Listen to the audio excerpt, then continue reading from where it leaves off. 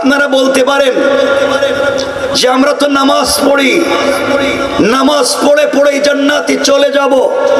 আল্লাহ কোরআনে কারীমের 30 নম্বর পারায় বলেছেন ফাওয়াইলুল লিল মুসাল্লিন, অনেক নামাজি ব্যক্তিকে তার নামাজি জাহান্নামে নিয়ে যাবে। নামাজি হবে তার জাহান্নামের কারণ। এর কারণ হলো শুধু নামাজি আপনাকে জান্নাতে নিতে পারবে না। আপনি নামাজ পড়ে সুদ খাবেন, নামাজ পড়ে ঘুষ খাবেন, নামাজ পড়ে চাঁদাবাজি করবেন, নামাজ পড়ে বদমাইশি করবেন, নামাজ পড়ে চুরি ডাকাতি করবেন, নামাজ পড়ে নিজের মেয়ের সম্পত্তি ঠকাবেন, নামাজ পড়ে ভাই ভাইয়ের সম্পত্তি ঠকাবেন। এই সমস্ত বদমাইশি করে তাহাজ্জুদের নামাজ পড়লেও আপনি জাহান্নামী। আমার কথা বুঝছেন? হাত তুলে দেখান কারা কারা বুঝেন নাই। বুঝেন নাই বলছি। এমনি তো বসে রয়েছেন কিছু মানুষ।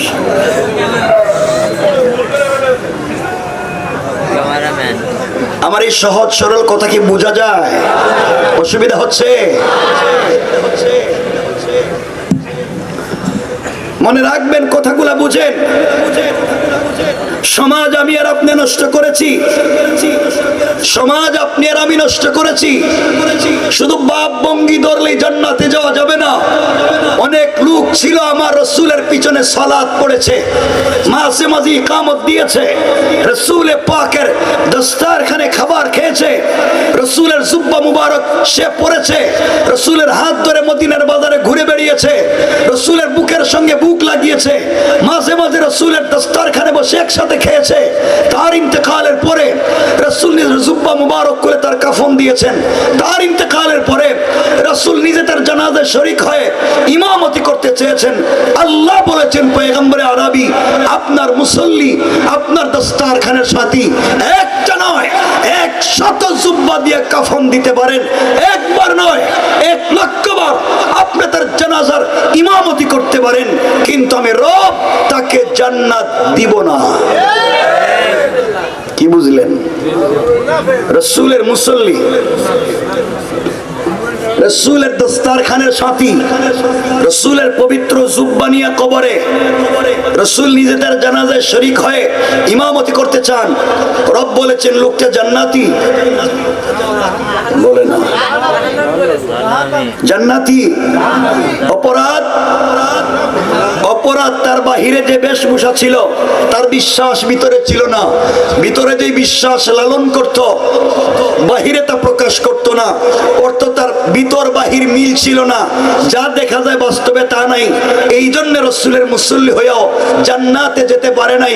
আমাদের বাহিরের ভাবভঙ্গি তো ঠিক আছে, বাহিরের ভাবভঙ্গির সঙ্গে ভিতরের যদি মিল না থাকে তাহলে আমি আপনার টাটকা মুনাফিক হয়ে জাহান্নামে যাওয়া লাগবে। খারাপ পাচ্ছেন আমার কথায়? খারাপ পাইলে আর কি, আমি তো জিন্দেগিতে আইতামই না। খারাপ পাইলে কেন, না পাইলে কি? তাহলে শুধু কি বাহিরের পরিবেশ দেখলে হবে না, ভিতর লাগবে? কথা বলেন না কেন? ভিতর লাগবে। আমার মনে হয় খারাপ পাচ্ছেন আমারে?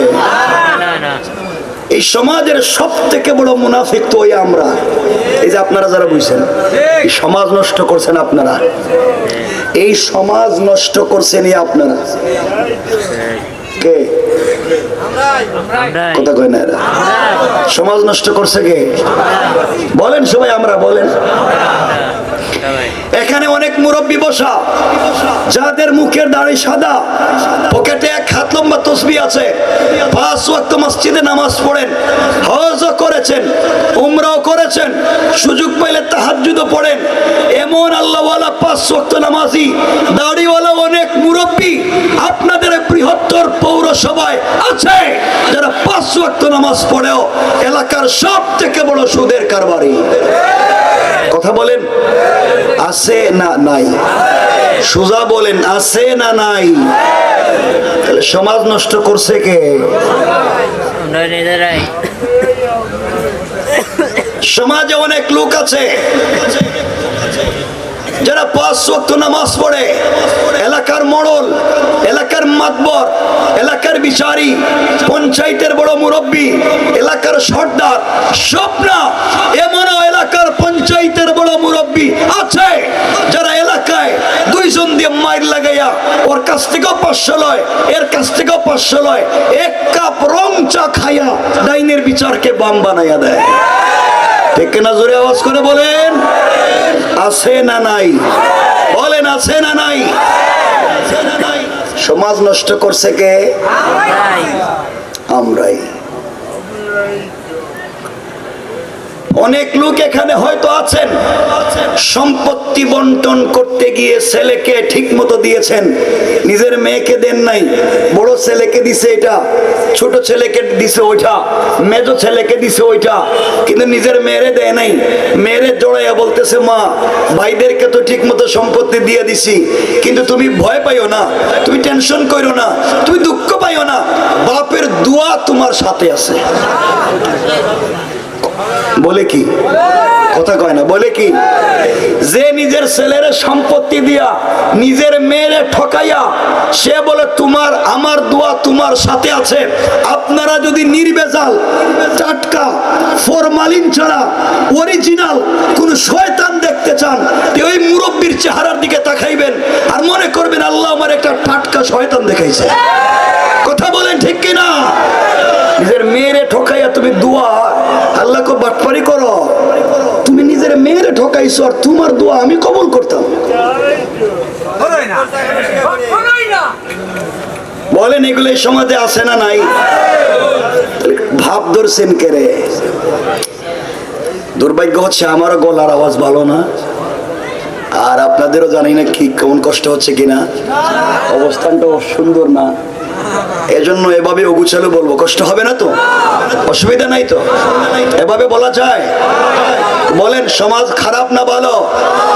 বলেন, খারাপ না ভালো?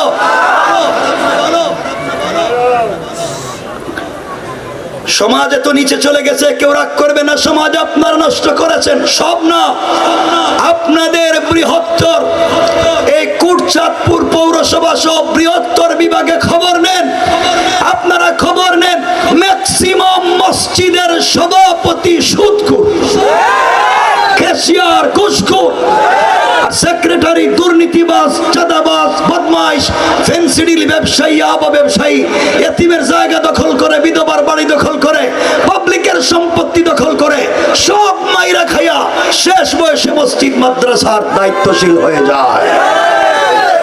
নাই না আছে? সমাজ নষ্ট করছে কে?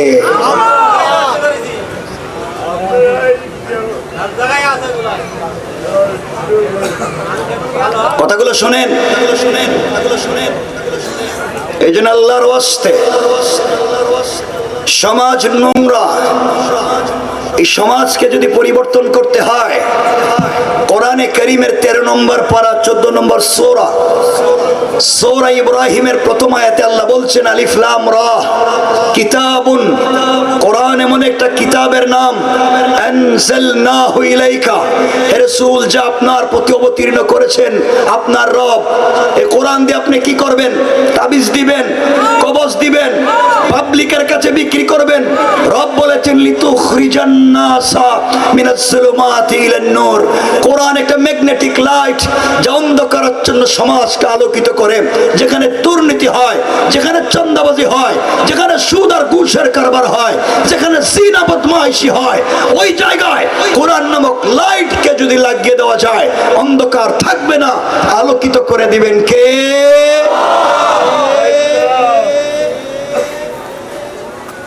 সমাজ খারাপ।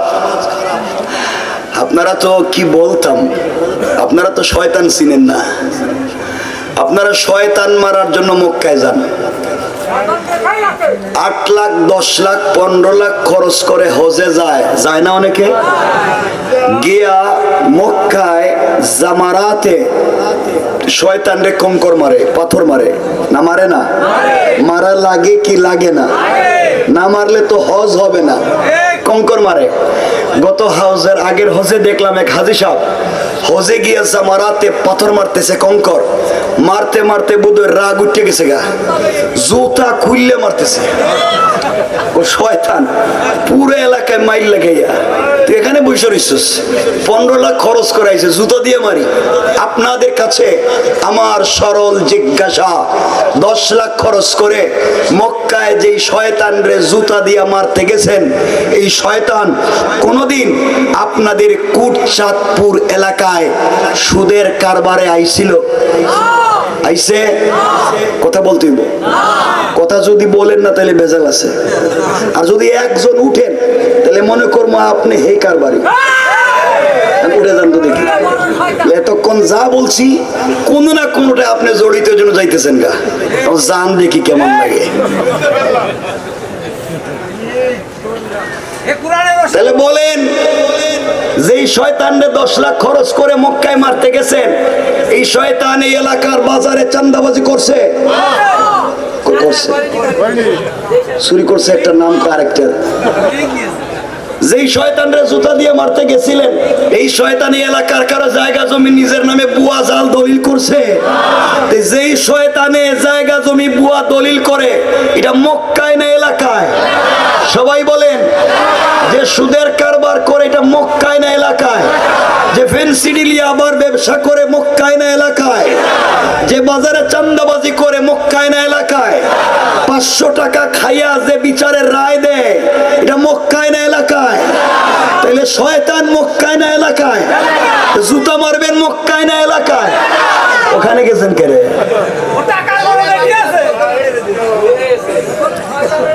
সব শয়তান বৈশা রয়েছে এলাকায়, আর হে গেছে জুতা মারতে মক্কায়।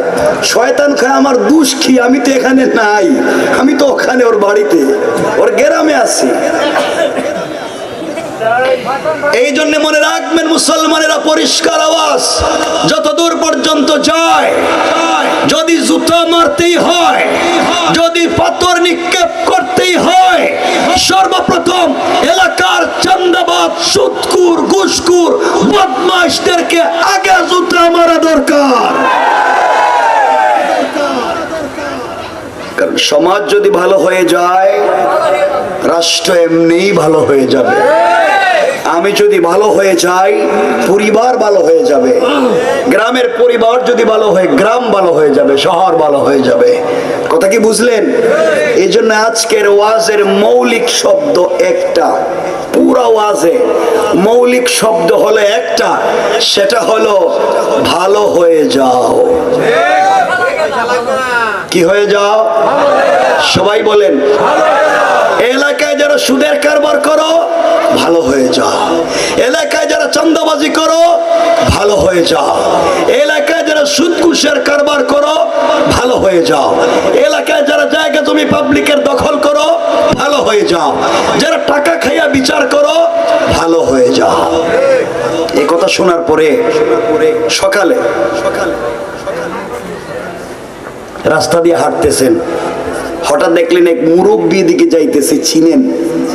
মোটামুটি এই কাজ কারবারে উনি আছে, টাকা টুকা খাইয়া বিচারের রায় দেয়।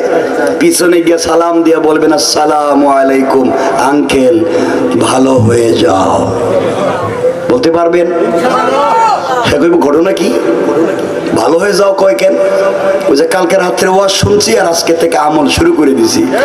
এবার আপনি যদি বলেন কিছুক্ষণ পর আরেকজন কয়, কিছুক্ষণ পর আরেকজন কয় ভালো হয়ে যাও, কইব ঝামেলা লাগছে কি? তাহলে এগুলো বাদ দিতে হবে, ঠিক কিনা বলেন? আল্লাহ কবুল করুক, বলেন না আমিন। আমরা ফিতনা মুক্ত সমাজ চাই, চাই কি চাই না? আমরা সকলে ভালো থাকতে চাই কি চাই না?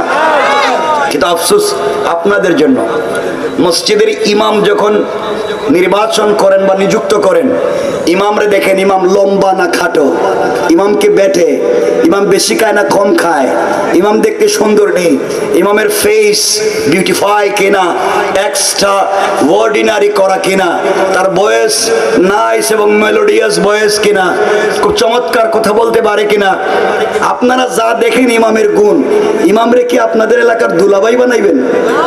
কথা কয় না কেন? এতগুলা দেখার দরকার কি? এরপরে দেখতে দেখতে দেখে ইমামের বউ কেমন, ইমাম আমানতদার কিনা। আরে ইমামের কাছে তো মসজিদের পয়সা থাকে না, মসজিদের পয়সা থাকে ক্যাশিয়ারের কাছে। তাহলে ইমাম আমানতদার হওয়া দরকার না ক্যাশিয়ার? কথা কয়, আবার বলেন। তাহলে দেখা যায় ইমাম খুঁজে বাইর করছে একবারে ভদ্র, আর কেশিয়ার বানাইছে এলাকার সব থেকে বড় সান্দাবাজ। লাভ হইল কি? শেষ কথা হলো, আপনারা যদি আপনাদের এলাকার 300 আর 500 জন মুসল্লির ইমাম নির্বাচনের বেলায় আমানতদার খুঁজেন, ভদ্র খুঁজেন, আল্লাহর ভয় দিলে থাকা খুঁজেন, যারা 20 কোটি মানুষের ইমাম হয়ে পার্লামেন্টে আইন করে এই দেশের মানুষের ভাগ্যের কথা বলবে, তাকে মসজিদের ইমামের চাইতে আরো বড় আমানতদার হওয়া লাগবে। কোন চোর, বদমাশ, দান্দাবাজ আর সুদখোর ঘুষখোরদেরকে আমরা ওই জায়গায় আর চাই না। ঠিক কিনা বলে?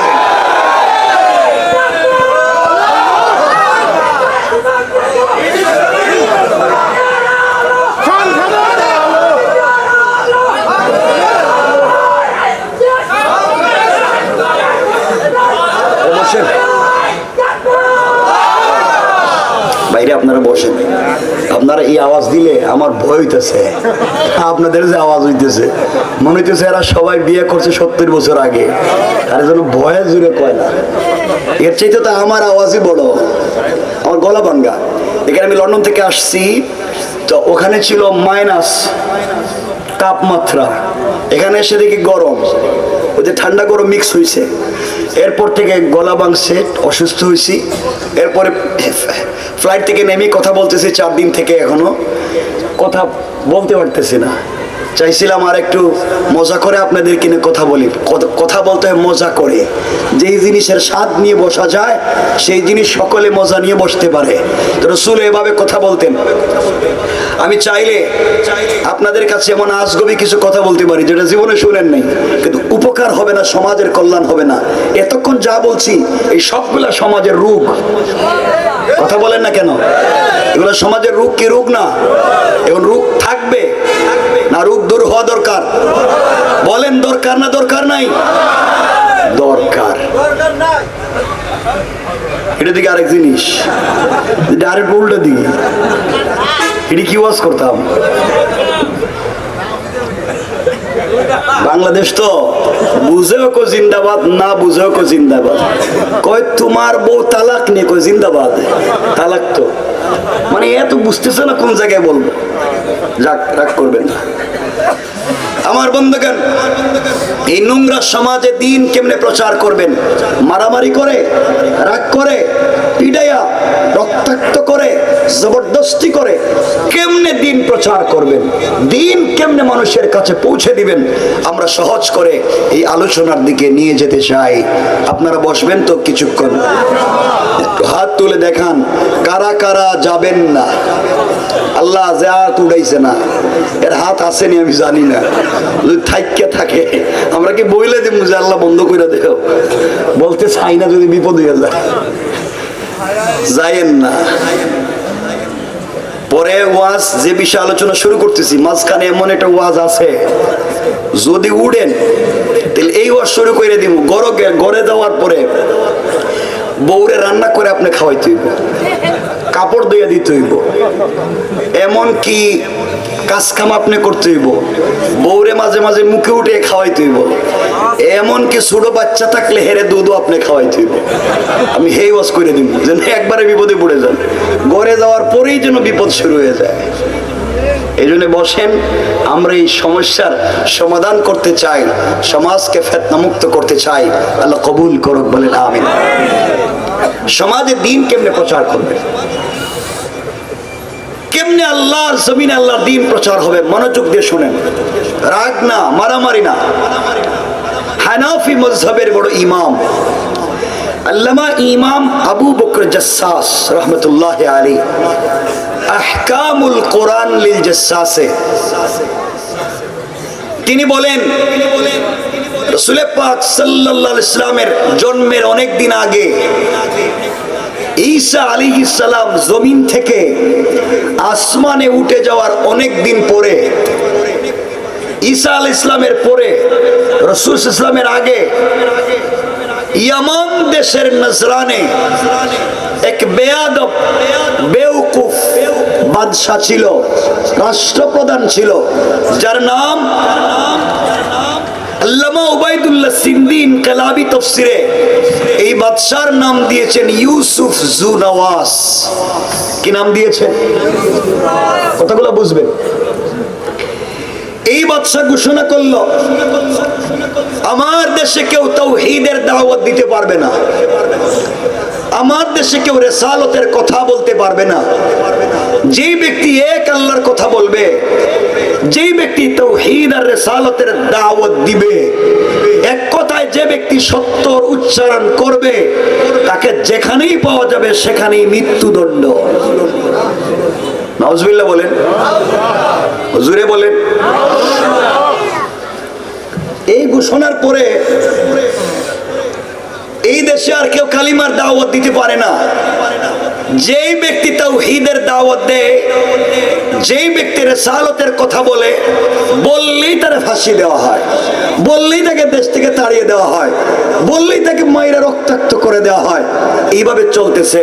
চলতে চলতে একদিন দুই দিন না, চলে গেছে প্রায় 2 যুগ। 2 যুগে 8 বছর। কয় বছর? 8 বছর। 8 বছর কইলে মানে আমি যা কমো তাই কইবেন, তাহলে তো মিথ্যা কইলেও বলবেন ঠিক আছে। 2 যুগে কত বছর? একটানা 24 বছর ক্ষমতায়। কে? ভালো মানুষ না খারাপ? চিন্তা করলো, আমি যদি এখন মরে যাই, আর যাদেরকে আমি ফাঁসি দিছি, যাদেরকে রক্তাক্ত করছি, যাদেরকে দ্বীনের দাওয়াত দিতে দেই নাই, কোনোভাবে যদি এদের কাছে ক্ষমতা যায়, তাহলে আমাকে আমার পরিবার সহ তো ব্রাশ ফায়ার করবে। কথা বলেন না কেন? এই কথা চিন্তা করে বাদশাহ ইউসুফ জু নওয়াস সিদ্ধান্ত নিল, সে চায় সে মরে গেলে এই দেশের ক্ষমতায় থাকবে তার ছেলে, সে মরে গেলে তার ছেলে, ও মরে গেলে তার ছেলে। এইভাবে যুগের পর যুগ, কালের পর কাল তার পরিবার থেকেই দেশের শাসন ক্ষমতা পরিচালিত হবে, পৃথিবীর কেউ যেন সুযোগ না পায়। এই চিন্তা করে সে চইলা গেছে ওই জামানার সব থেকে বড় জাদুকর যে ছিল, জাদুকর ব্ল্যাক ম্যাজিক করতো, তার কাছে গিয়ে বলছে, বাবা বাজান, আমি চাই আমি মরে গেলে এই দেশের ক্ষমতায় আমার ছেলে থাকবে, যুগের পর যুগ আমার পরিবার থেকে দেশ চলবে, কেউ যেন সুযোগ না পায়, আপনি কি ব্যবস্থা করে দিতে পারবেন? জাদুকর বলতেছে, বাদশাহ আমি ব্যবস্থা করে দিতে পারবো, বিনিময়ে কি দিবেন? যা চাইবা তাই পাইবা, দরকার হলে দেশই দিয়া দিব, এরপরে আমার ক্ষমতায় রাখো। কথা বলেন না কেন? শেষ পর্যন্ত জাদুকর বলছে, আপনি আমাকে একটা ছেলে দিবেন, একটা ছেলে, যুবক, ইয়াং, প্রত্যুৎপন্নমতি, অতি চালাক, শিক্ষিত, ভদ্র, মার্জিত একটা যুবক দিবেন। বাদশাহ বলতেছে, এক যুবক দিলে পুরা দেশ আমার হাতে থাকবে কেমনে? জাদুকর বলছে, একটা যুবক দিলে ওই যুবককে আমি আমার মতো জাদুবিদ্যা শিক্ষা দিব, জাদুবিদ্যা শিক্ষা দিয়া আমি আমার মতো ট্রেনিং দিয়া আপনার দেশে পুশ করে দেব, ওই জাদুবিদ্যার শিক্ষা নিয়ে আপনার দেশে গিয়া সে স্বামী স্ত্রীতে ঝগড়া, স্বামী স্ত্রীতে ঝগড়া লাগাই দিবে, বাবা ছেলে ঝগড়া, ভাইয়ে ভাইয়ে ঝগড়া, হুজুরে হুজুরে মারামারি, আর পীরে পীরে গুতাগুতি। কথা বলেন না কেন? সবাই নিজেরাই নিজেরা মারামারি করবে, আপনি আপনার দেশ চালাবেন, আপনার বিরুদ্ধে লাগবার মতো সময় পাবে না, কারণ এরা ঐক্যবদ্ধ হতেও পারবে না, আপনার বিরুদ্ধে লাগতেও পারবে না। কথা বলেন না কেন? আমার কথা বুঝেন আপনারা? খারাপ লাগতেছে?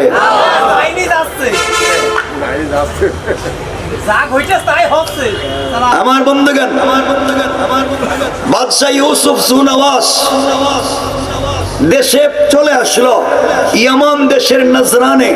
নজরানে এসে পুরা দেশ খুঁজে একটা যুবককে পাইছে। এই যুবকের নাম আশরাফ আলী থানভী বয়ানুল কোরআনে এই যুবকের নাম বলেছেন আব্দুল্লাহ বিন তামুর। কে বলছেন? আব্দুল্লাহ বিন তামের। যুবকটাকে বলছে, বাবা তুমি জাদুবিদ্যা শিক্ষা করে শুধু আমার দেশে একটা ফিতনা লাগাই দিবা, মানুষে মানুষে হিংসা লাগাই দিবা, বিনিময়ে যা চাইবা তাই পাইবা, রাষ্ট্র অর্ধেক চাইলে তাই দেব, কাজটা তুমি করে দাও। এই সিদ্ধান্ত নিয়ে বাদশার কাছ থেকে আশরাফ আলী থানভী বলেছেন প্রতিদিন চলে যায়, বিকেল বেলা বাড়িতে চলে আসে। আর কেউ কেউ বলেছেন 6 মাসের জন্য জাদু শিক্ষা করতে এই যুবকটা জাদুকরের কাছে চলে গেছে। কোথায় গেছে? মানে বিদেশে গেছে ট্রেনিং নিতে। উদ্দেশ্য দেশে শান্তি না অশান্তি? ইসলাম প্রতিষ্ঠা না ইসলাম ধ্বংস? ইসলাম ধ্বংস।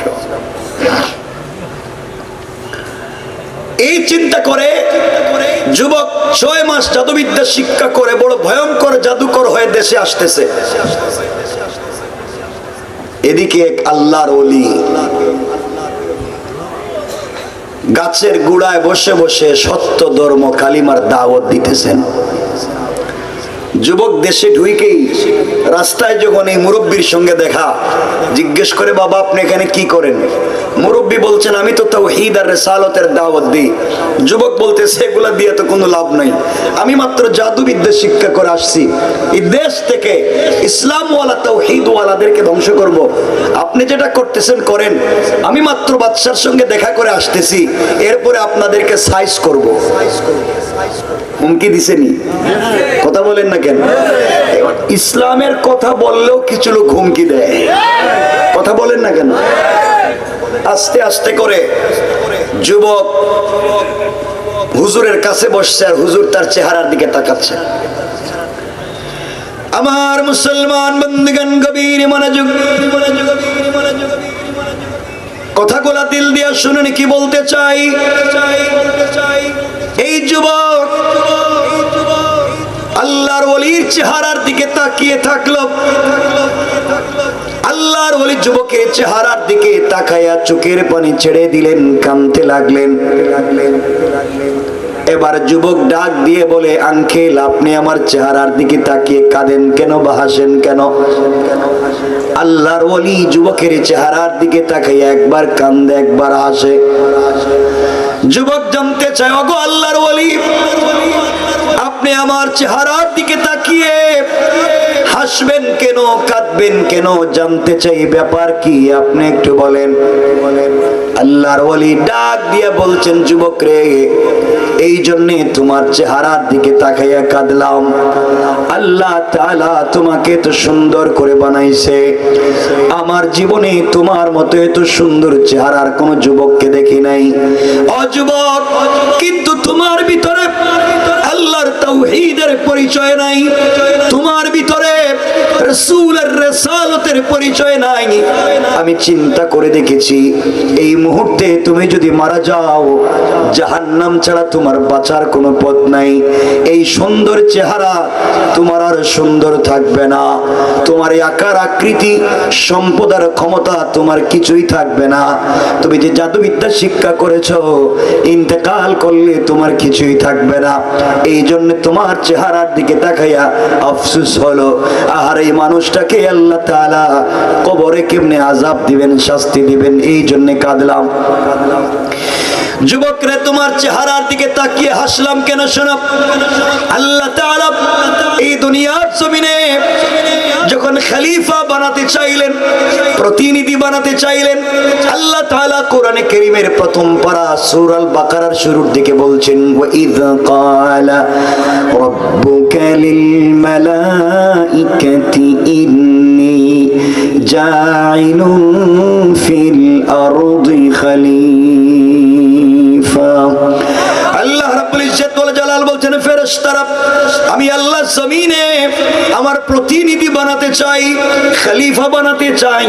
ফেরেশতারা আল্লাহর কাছে বলেছেন আল্লাহ তাআলা আতাজালু ফিহা মান ইউফসিদু ফিহা ওয়া ইয়াসফিকুদ দিমা। আল্লাহ তাআলা আপনি কেমন জাতিকে বানাতে চান যারা ফিতনা করবে, ফাসাদ করবে, রক্তাক্ত করবে? ওদেরকে বানিয়ে লাভ নেই। অথচ আমরা সব সময় তোমার ইবাদত করি। ওয়া নাহনু নুসাব্বিহু বিহামদিকা ওয়া নুকাদ্দিসু লাক, আমরা তোমার তাসবিহ পড়ি, তুমি আমাদেরকে কেন বানাতে চাও না? আমার আল্লাহ জবাব দিলেন ক্বালা ইন্নী আ'লামু মা লা তা'লামুন। আল্লাহ রাব্বুল ইজ্জত ওয়াল জালাল বললেন, ফেরেশতারা আমি আল্লাহ কেন বানাতে চাই পৃথিবীর কেউ জানে না।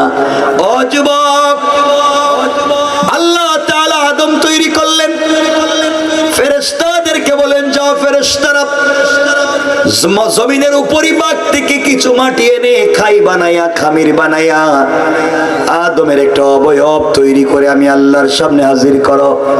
ও যুবক, ফেরেশতারা আদমের অবয়ব তৈরি করে আল্লাহর সামনে হাজির করছে একটা কঙ্কাল। আল্লাহ ডাক দিয়ে বলছেন, ফেরেশতারা তোমরা যেইভাবে তৈরি করেছো আমার পছন্দ হয় নাই।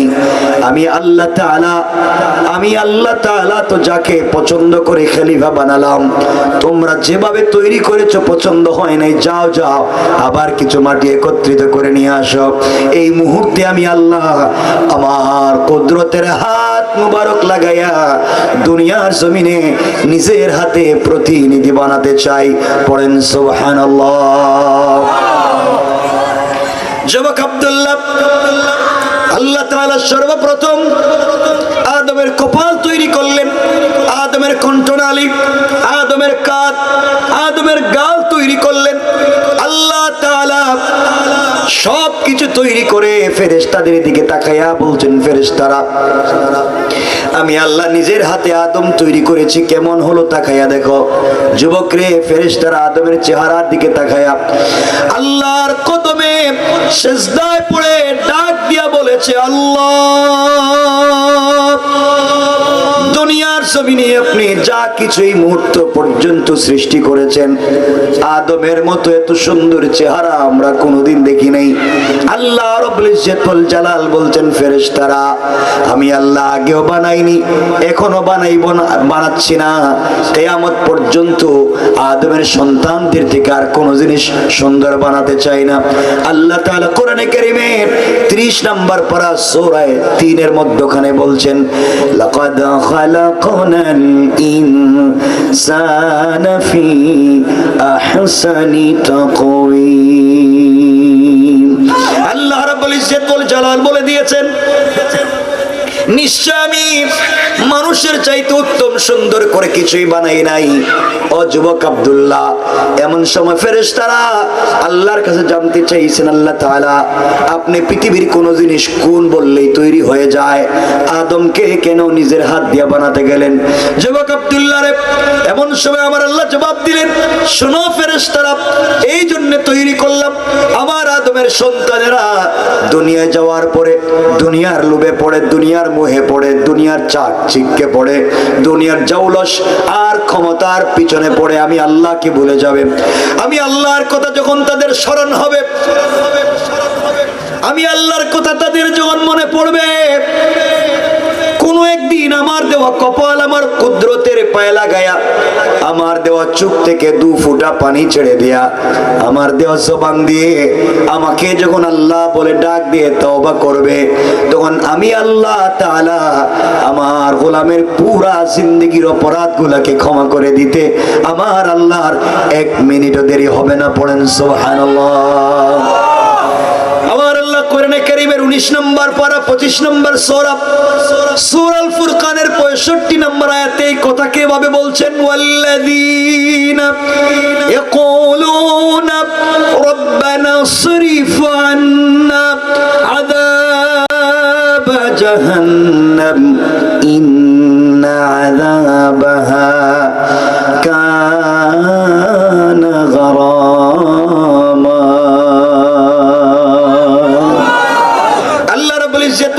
বলছেন, গোলাম রে, সাকারাত শুরু হয়ে যাওয়ার আগে, গারগারা শুরু হয়ে যাওয়ার আগে, কবরে চলে যাওয়ার আগে, মালাকুল মউত আজরাইল পৌঁছে যাওয়ার আগে গোটা জিন্দেগির অপরাধের জন্য আল্লাহর দরবারে যদি তওবা করতে পারো, মানুষের হক থাকলে যদি ফিরিয়ে দিতে পারো, আল্লাহ বলছেন, গোলাম রে, আমি আল্লাহ তাআলা তোমার অপরাধকে ক্ষমা করে তোমাকে সঠিক পথে নিয়ে এসে জান্নাতি বলে ফয়সালা করে দিতে আমার আল্লাহর 1 মুহূর্ত দেরি হবে না। পড়েন সুবহানাল্লাহ। যুবক আব্দুল্লাহ, তুমি তো মাত্র জাদু বিদ্যা শিক্ষা করেছো, আমার মন বলছে এই মুহূর্তে তুমি যদি জাদুবিদ্যা বাদ দিয়া যা এই 40 দিনে 6 মাসে শিখলা, এই জাদুবিদ্যা বাদ দিয়া তুমি যদি এক আল্লাহর উপর ঈমান আনতে পারো, যুবক রে তুমি জাদুবিদ্যা শিক্ষা করে যে ক্ষমতা পাইছো, তাওহীদ শিখলে তার চাইতে বেশি ক্ষমতা পাইবা। আর কালিমা যদি পড়ে ফেলো, জবানে স্বাদ পাইবা, কলিজায় শান্তি পাইবা। এই পৃথিবীর তো স্বাদ আর শান্তি আর কোনো জিনিসে নাই। পড়েন সুবহানাল্লাহ। আমার বন্ধুগণ, আল্লাহ সিদ্ধান্ত নিলেন, বাদশাহ সিদ্ধান্ত নিয়েছে এই যুবক আব্দুল্লাহকে বিদেশে ট্রেনিং দিয়ে আনতেছে, এই যুবককে দিয়ে জমিন থেকে দিনকে মুছে দিবে। আর আমার আল্লাহ সিদ্ধান্ত নিয়েছেন, আমার আল্লাহ কৌশল করেছেন, এই যুবকের মাধ্যমে এই দেশে দিন জিন্দা করে দিবে। আমার আল্লাহ কোরআনে কারিমে বলছেন, ওয়া মাকারু ওয়া মাকারাল্লাহ ওয়াল্লাহু খায়রুল মাকিরিন।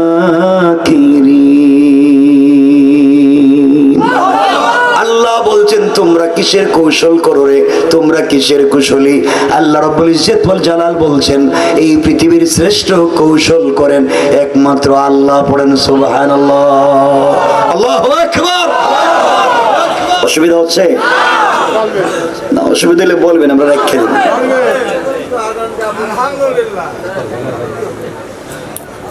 কষ্ট হয়? কথাগুলো শুনেন, শেষ পর্যন্ত শুনলে বুঝবেন আমি কি ইনফরমেশন দিতে চাচ্ছি, কি মেসেজ দিতে চাচ্ছি, বুঝতে পারবেন কথা শেষ পর্যন্ত গেলে। আমার ভাইরা, বাদশা সিদ্ধান্ত নিছে এই যুবককে দিয়ে এই দেশ থেকে দিন মুছে দিবে। আর আল্লাহ সিদ্ধান্ত নিলেন এই যুবককে দিয়ে এই দেশে দিন জিন্দা করবেন। যুবক 1-2 মিনিট একজন ভালো মানুষের কাছে বসবার কারণে চিন্তা করে, কালিমা পড়বো না সারমু?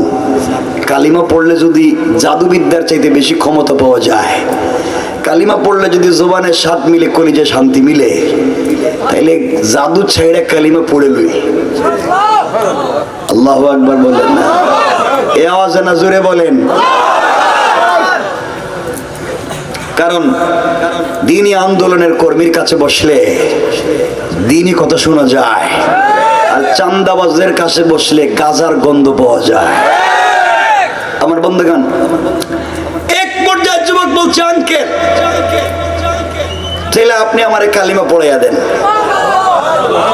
অথচ বাদশা কত টাকার পিছনে ইনভেস্ট করছে, বিদেশে পাঠাইছে, আর এখন আসার প্রতি সব শেষ।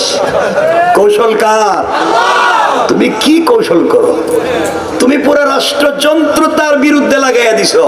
আর আল্লাহ বলছেন, আমি শুধু কৌশল করলাম, এক মুরব্বীর কাছে বসাইয়া রাখছি।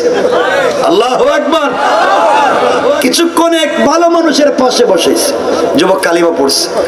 কালিমা পড়ার পরে বলতেছে, হুজুর আপনি না বললেন জবানে স্বাদ পাবো, কলিজায় শান্তি পাবো, আমি তো কিছুই পাইতাছি না, আপনি বললেন কি? আর হইল কি? আল্লাহর ওলি বলছেন, যুবক তুমি তো কালেমার অর্ধেক পড়ছো। কতটুকুন? বাকি তো অর্ধেক বাকি আছে। হুজুর কালিমার বাকি অর্ধেক কি? বাকি অর্ধেক হইল তোমারে আমার বুকের সঙ্গে তোমার বুকটা লাগাইয়া একটা চাপ দিমু, একটা জাতা দিমু। আল্লাহু আকবার। কারণ ইলম সিনাদের সিনা, ইলম এক সিনাত থেকে আরেক সিনায় যায়। এজন্য জিবরিল আমিন এসে রাসূল পাককে বলছেন, ইয়া রাসূলুল্লাহ ইকরা। রাসূল বলছেন, আমি তো পড়তে পারি না। জিবরিল আমিন বলছেন, ইকরা। রাসূল বলছেন, আমি তো পড়তে জানি না। জিবরিল আমিন আল্লাহকে বলছেন, আল্লাহ 30 পারা কোরআন পৃথিবীর কেউ নিতে চায় না, এমন একজন মানুষের কাছে দিবেন, ও বেচারা ইকরাই বলতে পারে না। আল্লাহ বলেন, জিবরাইল রে, বন্ধুর এভাবে কষ্ট দিতে চাই না, তুই আমার বন্ধুর সিনার সঙ্গে সিনাটা লাগাইয়া একটা চাপ দে, আর পুরা দুনিয়ার জ্ঞান আমি আমার বন্ধুর সিনায় দিতে চাই। কারণ ইলম সিনাদের সিনা, ইলম এখান থেকে ওখানে যায়। কথা কি বুঝলেন? কি বুঝবেন আর আমি কি বুঝাবো, আমি তো নিজেই বুঝতেছি না যে অবস্থা। আমি তো চোখ বন্ধ করে কথা বলতে হইতেছে। কষ্ট হইতেছে আপনাদের? মাশাআল্লাহ বসে রইছেন, যদি উঠেন একজন আমি রেখে দিব। আমার ভাইরা, পর্যায়ে যুবককে বুকের সঙ্গে জড়াইয়া ধরছেন। আল্লাহর ওলি, এই যুবক আব্দুল্লাহ বিন তামিরকে নিজের বুকের সঙ্গে জড়িয়ে আল্লাহকে ডাক দিয়া বলেছেন, আল্লাহ, আমি তো যুবকের জবানে কালিমা চালু করে দিয়েছি। বাদশাহ এই যুবকের মাধ্যমে জমিন থেকে দিনকে মুছে দিতে চাইছে, আর আমি এই যুবকটাকে কাছে বসাইয়া তার জবানে কালিমা চালু করে দিছি। কিন্তু আমি তো তার দিলের কুফরি নিফাকে দূর করতে পারবো না। আল্লাহ, আমি তাকে জড়িয়ে ধরলাম, তার দিল থেকে কুফরি নিফাকি দূর করে দিয়া তোমার পরিচয় আর জ্ঞান তার ভিতরে তুমি ঢেলে দাও। এই বলে যখন চাপ দিয়া ধরছেন, আশরাফ আলী থানভী লিখেন, যুবক চিৎকার করে ডাক দিয়া বলছে, আল্লাহর ওলি, আপনি আমাকে ছেড়ে দেন, কসম রব্বে পাকের জাতের, আপনার একটা চাপে আমার মনে হয় পরিষ্কার আল্লাহর আরশ পর্যন্ত দেখা যায়। আল্লাহু আকবার। যাকে বলে শারআস সাদর, দিল খুলে গিয়েছে। এখন বলতেছে, হুজুর, আমি তখন আল্লাহর নাম নিলে শান্তি পাই, এখন তোমার ভাল লাগতেছে। আল্লাহর ওলি বলছেন, যুবক বাড়িতে যাও, আগে নিজের উপরে কালিমার ইস্তেকামত করো, এরপরে পাবলিককে দাওয়াত দিবা। নতুন মুসলমান হইছে তো গরমে কম না বেশি? কথা বলেন না, গরম। হুজুর যাইতেছি বাড়িতে। কিছু দূর যাওয়ার পরে যুবক তাকাইয়া দেখে রাস্তার মধ্যখানে, রাস্তার দুই পাশে শত শত মানুষ দাঁড়াইয়া রইছে। সুবহানাল্লাহ তো বাদে কইবেন, কি কইতাছে শুনেন না।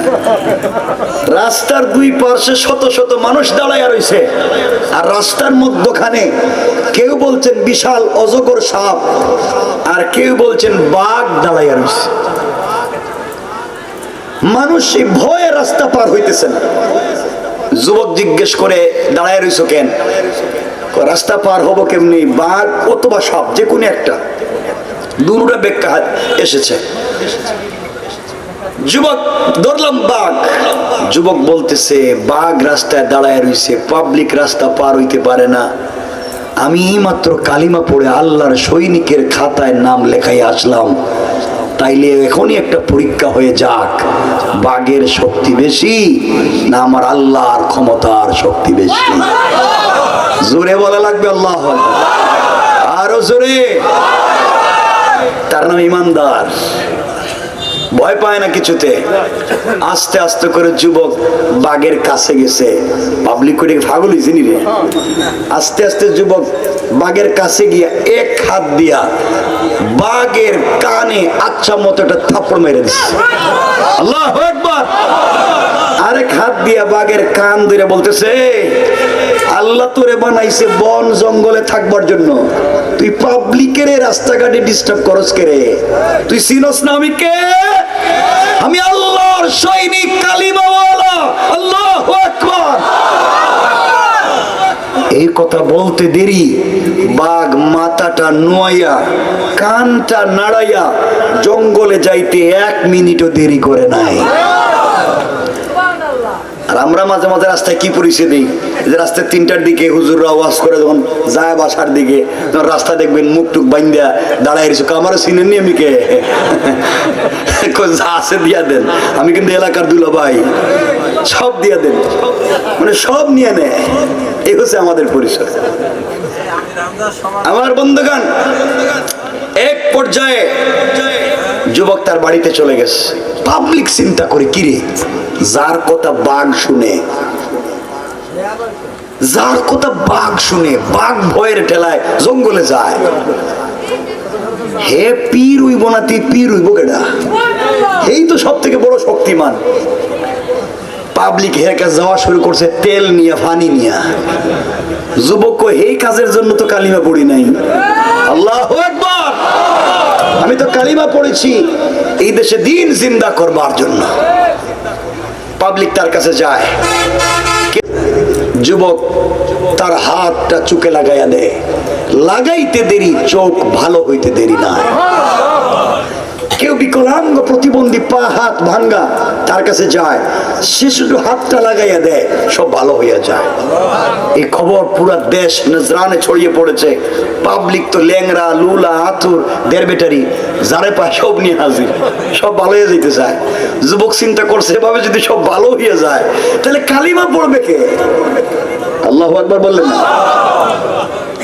সে বলতে লাগলো, আমি তো কাউরে ভালো করে দিতে পারি না। এখন যদি কেউ কোনো সমস্যা নিয়ে আসেন আর সমাধান চান, আগে কালিমা পড়েন। আল্লাহু আকবার। হিকমতের সাথে সে দিন শুরু করে দিয়েছে।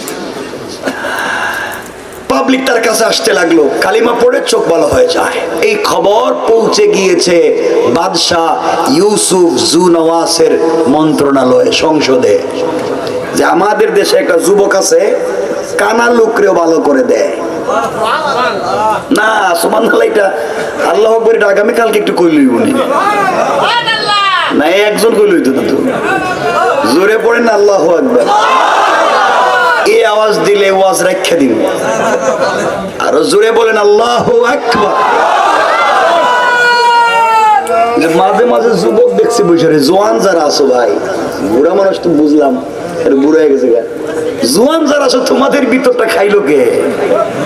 তোমরা তো শুধু প্রেম করি শেষ করছো, সকালে একটা, বিকেলে একটা, দুপুরে একটা, মাঝরাইতে আরেকটা।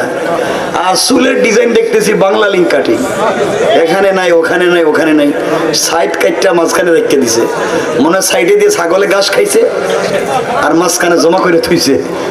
এগুলা কেন? তোমরা তো ভালো যুবক। আমার বন্ধুগণ, এই খবর পৌঁছে গেছে বাদশার মন্ত্রণালয়ে। বাদশার অর্থমন্ত্রী যিনি ছিলেন, সে ছিল জন্মান্ধ, কিন্তু খুব মেধাবী ছিল, জ্ঞানী ছিল। বাদশা তারে মন্ত্রী বানাইছে। হে যখন জানতে পারলো যে আমাদের দেশে ছেলে আছে, চোখ ফিরিয়া দেয়, হাদিয়া তুহফা উপহার উপঢৌকন নিয়া এই যুবকের বাড়িতে হাজির, আব্দুল্লাহর বাড়িতে হাজির। আব্দুল্লাহর বাড়িতে যখন মন্ত্রী যায়, মন্ত্রী কি জানে যে এটা এই আব্দুল্লাহ? কথা কন না কেন? আমরা যারা টাকা পয়সা দিয়ে বিদেশে পাঠাইছি, আমাদের পক্ষে দেশের হুজুরদের বিরুদ্ধে হেডাই যেটাই, এটা কি জানেনি? হ্যাঁ, চোখে তো দেখে না। আব্দুল্লাহর বাড়িতে যখন হাজির, আব্দুল্লাহ কই, কিরে এটা দিকে মন্ত্রী, হাম বাড়িতে জ্ঞান। আব্দুল্লাহর বাড়িতে গিয়া মন্ত্রী বলতেছে, বাবা শুনছি তুমি নাকি মানুষের চোখ ফিরাইয়া দিতে পারো। আমি এই দেশের মন্ত্রী, আমি তো চোখে দেখি না, তুমি কি আমার চোখটা ফিরিয়ে দিতে পারবে? যুবক বলতেছে, বাদশাহ জাহাপনা, মন্ত্রী সাহেব, আমি তো কারো চোখ ফিরিয়ে দিতে পারি না, চোখ ফিরিয়ে দিতে পারেন একমাত্র আল্লাহ। জোরে পড়েন না। 30 বছর পরে হঠাৎ মন্ত্রীর সামনে যখন আল্লাহু আকবার শুনছে, এত কাঁপতে উঠছে।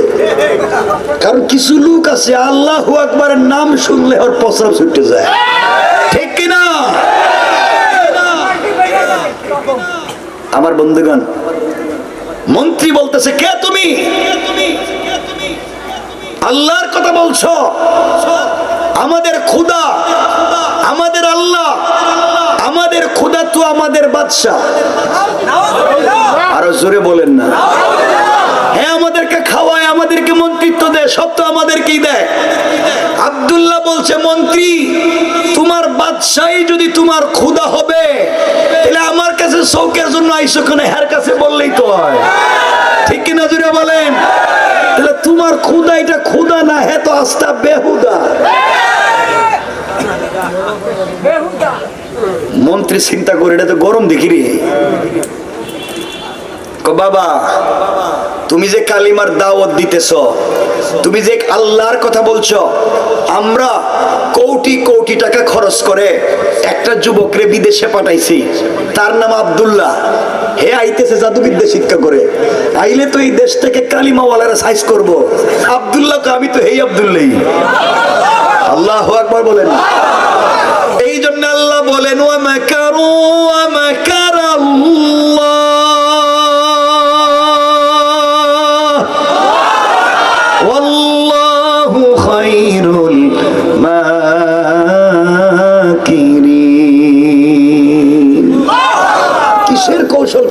তোমরা তোমরা এতদিন যার পিছনে পয়সা ইনভেস্ট করলা, এখন দেখা যায় হ্যাঁ তোমরা বিরুদ্ধে। কে করছে? মন্ত্রী চিন্তা করলে, হে আব্দুল্লাহ, আব্দুল্লাহ তোমারে না পটাইছিলাম জাদুবিদ্যা শিখতে, এই তাওহীদের বিরুদ্ধেই থাকতে, তুমি আমার কালিমার দাওয়াত দাও কেরে? আব্দুল্লাহকে মন্ত্রী সাহেব, আপনাদের টাকাটা আমি কাজে লাগাইছি, বিদেশে গেছি, আপনাদের টাকা জাদুবিদ্যা শিখছি, সব ঠিক করে দেশে আসছি। আসার পথে রাস্তায় এক মুরব্বী কালিমাওয়ালার সঙ্গে দেখা হয়েছে। দেখা যায় এই জাদুর চাইতে এই মুরব্বীর কালিমার জাদুর পাওয়ার বেশি। এই জন্য আমি কালিমা পড়ে মুসলমান হয়ে গেছি।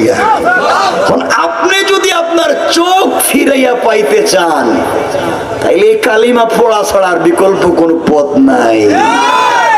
চিন্তা হইলো আমি তো আর এই সংসদে কালিমা পৌঁছে দিতে পারবো না, মন্ত্রীরে যদি লাইন কইরা শিখিয়ে দিতে পারি, তাহলে এই মন্ত্রীরে দিয়ে কাম সাইরা লইব। আল্লাহু আকবার। আমার ভাইরা, এক পর্যায়ে মন্ত্রী চিন্তা করলো, কালিমা পড়লে চোখ পাইমু, এটা কেমনে কি? যদি কালিমা পড়ি চোখ পাই, চোখ পাওয়ার পরে কালিমা ছাইড়া দিব। নিয়ত ভালো আছে না খারাপ? কথা বলেন না, ভালো না খারাপ? আমাদের দেশে কিছু লোক দেখেন না, এমপি মন্ত্রী হওয়ার আগে রিক্সাওয়ালা রিক্সা ধরে রিক্সা চালাইতে শুরু করে দেয়, ধান কাটতে শুরু করে দেয়, ডাস্টবিনে লাইমা পুরস্কার শুরু করে দেয়। কি যে জনসেবা করে! নির্বাচনের পরে মাইক্রোস্কোপ লাগাইয়া লেন্স সার্কিট সব ক্যামেরা ফিট কইরা ওরা খুঁজে পাওয়া যায় না।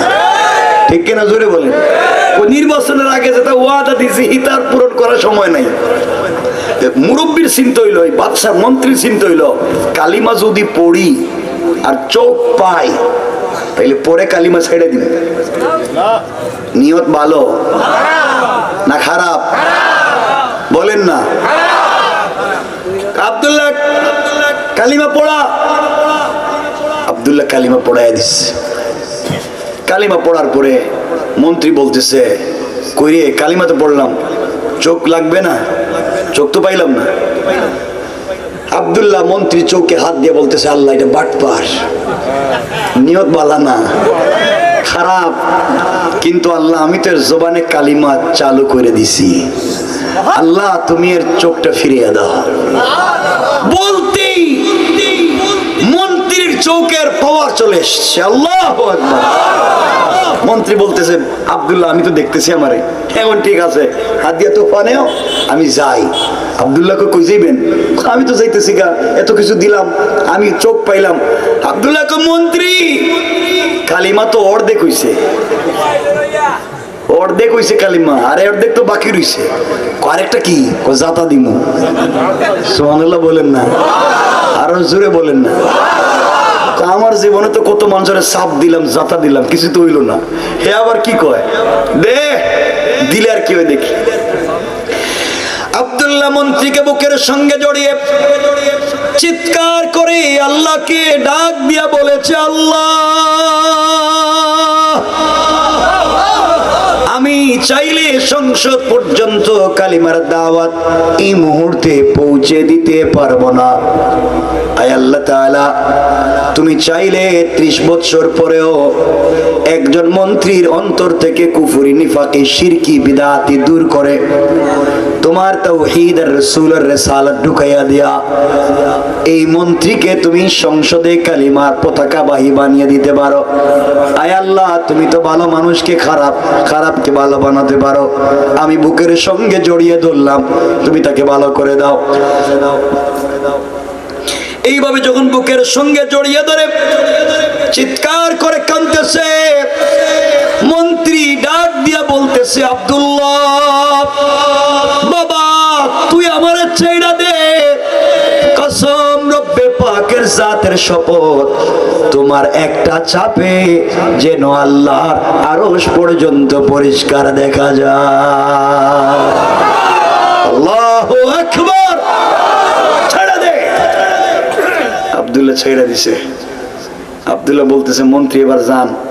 মন্ত্রীকে আমি আর যাইতাম না, আমি এতদিন চোখ ছিল না, আমি মন্ত্রিত্ব পাইয়া যে শান্তি পাই নাই অন্তরে, তুমি কি দিলা আমার বুকে।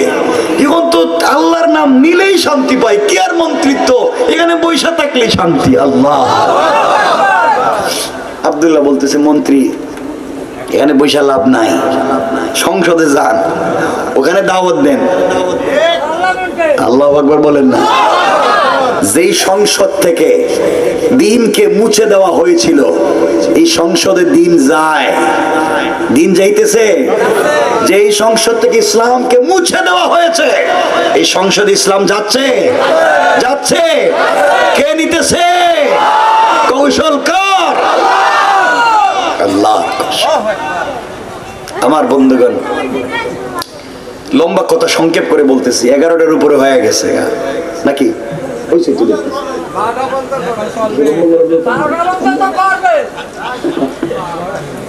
1 ঘন্টার উপরে হয়ে গেছে।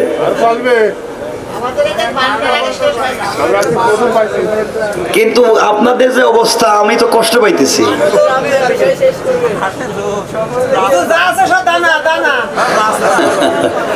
কষ্ট হচ্ছে আপনাদের, যাইতেছেন না ভালো। একজন যদি উঠেন, কি কইতাম কোন তো,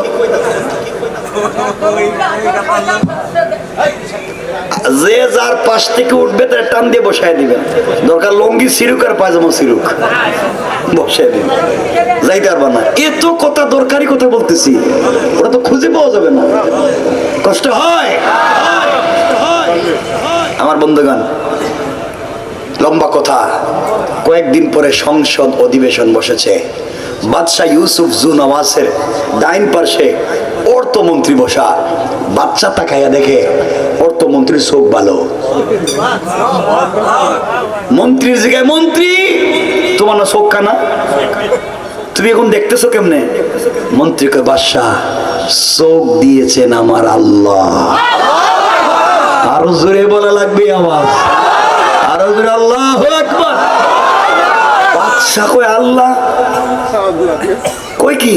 তুমি না আমার এতদিন আমার সঙ্গী ছিলা, তুমি আর আমি সব করলাম, তুমি কো আল্লাহ। আমি না তোমাদের খোদা, আপনি তো আস্তে বাটপার। আল্লাহু আকবার। আপনি যদি খোদা হইবেন, আমার চোখ দিতে পারলেন না। আপনি যদি খোদা হইবেন, এই রাষ্ট্রের ক্ষমতা টিকাইয়া রাখার জন্য আব্দুল্লাহরে বিদেশে পাঠাইতে হইছে কেন? আপনি পারেন না? জোরে কোন ঠিক কিনা? বাদশাহ তো জায়গা মতো ধরা খাইছে। মন্ত্রী, তুমি যে কালিমা টালিমা পড়ছো, এগুলা বাদ দাও। যদি বাদ না দেও, তোমার সিগনেচারে তুমি পয়সা পাঠাইছো বিদেশে, যেহেতু তুমি অর্থমন্ত্রী ছিলা, আব্দুল্লাহরে বিদেশে পাঠাইছো, বিদেশে জাদুবিদ্যা শিক্ষার জন্য। ও কিন্তু আসতেছে, আসলে কিন্তু সাইজ করব। মন্ত্রী কয়, হে আব্দুল্লাহ তো আমারে কালিমা পড়াইছে। আল্লাহু আকবার। কি কৌশল রব করছেন। এই জন্য আমার আল্লাহ আরেক জায়গায় বলছেন, ইন্না কাইদাশ শাইতানি কানা দাঈফা। তোমরা কিসের কৌশল করো? তোমাদের কৌশল আমার আল্লাহর কাছে মশা মাছির চাইতেও আরো দুর্বল। আল্লাহু আকবার। আমার বন্ধুগণ, এক পর্যায়ে বাদশার সামনে যখন মন্ত্রী বলছে, হে আব্দুল্লাহ আমারে কালিমা পড়াইছে। আব্দুল্লাহ মানি আব্দুল্লাহ রে না জাদুবিদ্যার জন্য পাঠাইছিলাম। সব ঠিক, হে আবার কোন জায়গায় কোন কাম কইরা সাইরা লইছে, আমারে এই পথে নিয়ে নিছে। বাদশা মারেন আর ফিডান, মন্ত্রিত্ব পাইয়া যে শান্তি পাই নাই, এই কালিমা পড়ে শান্তি পাইছি। মরলেও কালিমা, বাঁচলেও কালিমা, মন্ত্রিত্ব থাকলেও কালিমা। আল্লাহু আকবার বলেন। দেখছেননি ভালো মানুষের সংস্পর্শে আসলে কি হয়। আমার বন্ধুগণ, বাদশাহ যখন দেখছে মন্ত্রী তো মারাত্মক ইমানদার, এটা তো কঠিন হয়ে গেছে। বলছে, মন্ত্রী সাহেব জানেননি কালিমা পড়লে যে সাইজ করবো, ফিডাইমু, মাইরে ফেলাইমু। আপনি একবার মারবেন, 1 কোটি বার মারেন, কালিমা ছাড়তাম না। আল্লাহু আকবার। মায়ের শুরু করছে মন্ত্রীরে, জেলের ভিতরে ঢুকাইয়া মায়ের খাইতে খাইতে মন্ত্রী এক পর্যায়ে আব্দুল্লাহ ঠিকানা বলে দিছে। বাদশাহ আব্দুল্লাহরে হাজির করছে। এই আব্দুল্লাহ, তোরে না বিদেশে পাঠাইছিলাম, করছসটা কি? বাদশাহ, আপনার টাকা পয়সা কাজে লাগাইছে, বিদেশে জাদুবিদ্যা শিখছি, কিন্তু আসার পথে আল্লাহ আমারে নিজেই জাদু করে কালিমা পড়াইয়া মুসলমান বানাইয়া এখন বাদশাহ আপনার সামনে দাঁড় করে বলতেছে, বাদশাহ এই ক্ষমতা যদি টিকাইয়া রাখতে চান কালিমা পড়েন, নাইলে কিছুদিন পরে ক্ষমতাও আর থাকবে না। আল্লাহু আকবার। বাদশাহ বলতেছে, শেষ পর্যন্ত আমার সাপে আমারই কামড়ায়, আমারই কালিমার দাওয়াত দেয়। তোরে কে দিছে? মায়ের যখন শুরু করছে এক পর্যায়ে ওই মুরব্বীর ঠিকানা বলে দিছে। মনে আসেনি মুরব্বী? ওই যে গাছের গোড়ায় ছিল, মুরব্বী হাজির হয়েছে। মুরব্বীকে বলছে, কালিমা পড়বার অপরাধে শাস্তি কি হয় আপনি জানেন? বলে, আমি জানি না। আপনাকে এখন হত্যা করা হবে। একবার কেন 1 কোটিবার মারেন, কালিমা তো কালিমাই, মরলেও আছি বাঁচলেও আছি। আল্লাহু আকবার। শেষ পর্যন্ত গাছ কাটার করাত চিনেননি? গাছ কাটার কি বলে আপনারা? করাত না? এই জীবন্ত মুরব্বীর মাথায় গাছ কাটার করাত লাগিয়ে 2 টুকরা করে দিয়েছে। জীবন্ত মানুষ চিৎকার করে শহীদ হলেন, কিন্তু কালিমা ছাড়লেন না। আমরা আজ বলতে চাই, এই দেশ মুসলমানদের দেশ, আলেম ওলামার দেশ, পীর বুজুর্গের দেশ, ওলি আব্দালের দেশ, গাউস কুতুবের দেশ, মাদ্রাসা মসজিদের দেশ, আসান ইকামতের দেশ, কোরআন সুন্নাহর দেশ, ইসলামী আন্দোলনের কর্মীর দেশ। এই দেশের ভিতরে কোরআন সুন্নাহ ইসলামের বিরুদ্ধে যারা অবস্থান গ্রহণ করবে, 10 লক্ষ ইসলামী আন্দোলনের কর্মী জিন্দা, ওদের অস্তিত্ব খুঁজে পাওয়া যাবে না, যাবে না, যাবে না। ঠিক কিনা জোরে বলে?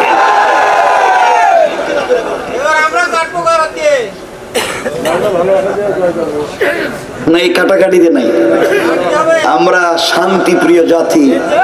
দিন পৌঁছে দিব মানুষের কাছে ভালোবাসা দিয়ে। ঠিক কিনা বলেন? রাসূল দিন পৌঁছে দিয়েছেন, ভালোবাসা বিনিময় করেছেন। আমার বন্ধুগণ, এজন্য কথা সোজা বুঝবেন। আমার ভাইরা, মুরব্বী শেষ, মন্ত্রীও শেষ, আছে কে? আব্দুল্লাহ। এবার কথাগুলো দিল দিয়া বুঝেন এই মুহূর্তে কি বলতে চাই। এবার বাদশা আব্দুল্লাহকে প্রস্তাব করতেছে, বাবারে তুমি কালিমা ছেড়ে দাও বাবা, দেশের ভিতরে ফিতনা তৈরি করো না, আমার ক্ষমতা পরিবার ধ্বংস করো না। আব্দুল্লাহ বলতেছে, বাদশাহ আমি যেই রবের পরিচয় পেয়েছি, আমি যেই রবের ঠিকানা পাইছি, গভীর রজনীতে সেই রবের সঙ্গে কথা বললে সারা দিনের কষ্ট আমার দূর হয়ে যায়। আমি সেই রবকে ভুলতে পারবো না। ঘরে আমার খাবার না থাকতে পারে, ঘরে আমার কোনো জিনিস না থাকতে পারে, কিন্তু সেই রবকে ভুলে গিয়ে আমি থাকতে পারবো না। বাদশা বলতেছে, আব্দুল্লাহ তুমি যদি কালিমা ছেড়ে দাও, তাহলে আমার দেশ অর্ধেক নাজরান তোমার নামে লিখে দিব, বিনিময়ে তুমি কালিমা ছেড়ে দাও। আব্দুল্লাহ বলতেছে, বাদশাহ আপনার একটা দেশের কথা বলছেন, পুরা দুনিয়া পূর্ব থেকে পশ্চিম, উত্তর থেকে দক্ষিণ, গোটা দুনিয়া যদি আপনি আমার নামে লিখে দেন, রেজিস্ট্রি করে দেন, লাত্তি মেরে ফেলে দিতে পারি, 1 মিনিটের জন্য কালিমা ছাড়তে পারি না। বাদশা ব্যর্থ হয়ে গেল। 2 নম্বরে প্রস্তাব করতেছে, আব্দুল্লাহ রে শোনো, আমার একমাত্র কেবলমাত্র শুধুমাত্র একটা বিশ্ব সুন্দরী মেয়ে আছে, আমার কোনো ছেলে নাই, একটা মাত্র মেয়ে সন্তান আছে। আমি আমার মেয়েটাকে তোমার কাছে বিয়ে দিতে চাই, বিনিময়ে তুমি কালিমা ছেড়ে দিবা, আর আমি মরে গেলে তুমি আমার মেয়ের জামাই, বাকি অর্ধেক দেশের মালিক তুমি। দেখো তো ভেবে চিন্তে কিছু করা যায় কিনা। আব্দুল্লাহ ডাক দিয়ে বলছে, বাদশাহ আপনি আপনার মেয়ের কথা আমাকে বলেছেন, আপনি দেশের ক্ষমতার কথা আমাকে বলছেন, বাদশাহ পুরা দুনিয়া যদি আমার এক হাতে উঠাইয়া দেন, চন্দ্র সূর্য যদি এক হাতে উঠাইয়া দেন, আর জান্নাত থেকে একটা হুর এনে যদি আমাকে বিয়ে করাইয়া বিনিময়ে কালিমা ছাড়তে বলেন, আমি পুরা আসমান জমিন সব কিছুকে ছেড়ে দিতে পারি, কিন্তু এক মুহূর্তের জন্য আল্লাহর প্রেম থেকে কালিমা ছাড়তে পারি না। আল্লাহু আকবার। এই পথে আমি যে শান্তি পেয়েছি, এই পথে আমি জীবন দিতে চাই, এই পথে মানুষকে আহ্বান করতে চাই। আপনি আমাকে লোভ লালসা দেখায় লাভ নাই। আর আমাদেরকে যদি কেউ 5 শতক জমির লোভ দেখায়, আপনারে বনানীতে 5 শতক জমি দিব, 1 শতকের দাম 5 কোটি, 5 শতকের দাম 25 কোটি। আপনি কি পারবেন 2-4টা কথা বলতে? আমরা হইলে 2-4 বছর বলতাম, 2-4 বছরই বলতাম, যা আছে কপালে বইলে দি, টাকা তো পাইছি। আমরা যে কত খারাপ হইছি। আমার মুসলমান বন্ধুগণ, কথাগুলো এবার দিল দিয়া শুনেন কি বলতে চাই। এবার বাদশা বলতেছে, আব্দুল্লাহ, এত এত প্রস্তাব দিলাম, কোন প্রস্তাবে রাজি হইলা না। বাবারে, এবার তো তোমাকে হত্যা করা হবে। এই কথা বলে 70 জন সেনাবাহিনী স্পেশাল ফোর্স দিয়া আব্দুল্লাহকে পাঠাইয়া দিয়েছে, নিয়ে যাও পাহাড়ের উপরে, পাহাড় থেকে হাত পা বেঁধে ধাক্কা দিয়ে মাটির মধ্যে ফেলে হত্যা করে দিবা। আব্দুল্লাহকে যখন নিয়ে যাওয়া হলো পাহাড়ের উপরে, হাত পা বেঁধে আব্দুল্লাহকে পাহাড় থেকে ফেলে দেওয়া হবে। আব্দুল্লাহ পাহাড়ের উপরে উঠে গিয়েছে, হাত পা বাঁধা। তাকে এত উপর থেকে নিক্ষেপ করে মৃত্যুবরণ করতে বাধ্য করা হবে। আব্দুল্লাহ মনে মনে আল্লাহকে ডাক দিয়ে বলছে, আল্লাহ, আমার তো কোনো অপরাধ নাই, আমি তো কালিমা পড়ছি। এই কালেমা পড়বার কারণে আজকে আমার উপরে তো জেল, জুলুম, নির্যাতন। আল্লাহ, আমি যদি কালিমা ছেড়ে দিতাম, আমি এই দেশের বাদশাহ হয়ে যাইতে পারি। আমি কালিমা ছেড়ে দিলে বাদশার মেয়ের জামাই হয়ে যেতে পারি। এই পৃথিবীর শান্তি আর শান্তি সব আমার হাতে। আয় আল্লাহ, দুনিয়ার এত ক্ষমতা, এত শান্তি, সব কিছুকে লাথি মেরে ফেলে দিয়েছি একমাত্র তোমাকে পাওয়ার জন্যে, একমাত্র তোমাকে ভালোবেসে। আল্লাহ, আমি আব্দুল্লাহ যদি জীবনে এত স্যাক্রিফাইস করতে পারলাম তোমার কোরআনের, তোমার দ্বীনের জন্যে, আল্লাহ, তুমি কি আমার মতো একটা পাগলা আব্দুল্লাহর হিফাজত করতে পারো না? তোমার তো ক্ষমতার শেষ নাই। তুমি কি পারো চাইলে আমার মতো আব্দুল্লাহরে বাঁচাইয়া দিতে? এই কথা বলে যখন চোখের পানি ছেড়ে দিয়েছে, আল্লাহর রহমতের সাগরে ঢেউ উঠে গিয়েছে। আল্লাহু আকবার, জোরে বলেন। আল্লাহ পাহাড়কে ডাক দিয়ে বলেছেন, পাহাড়ে আর দেরি করা যায় না। ইদা জুলজিলাতিল আরদু জিলজালাহা, ও পাহাড়, ভূমিকম্প শুরু কর। পাহাড় কাঁপতে শুরু করেছে, পাহাড় ভেঙে টুকরা টুকরা হয়ে গিয়েছে, পাহাড় টুকরা টুকরা হয়ে গিয়েছে।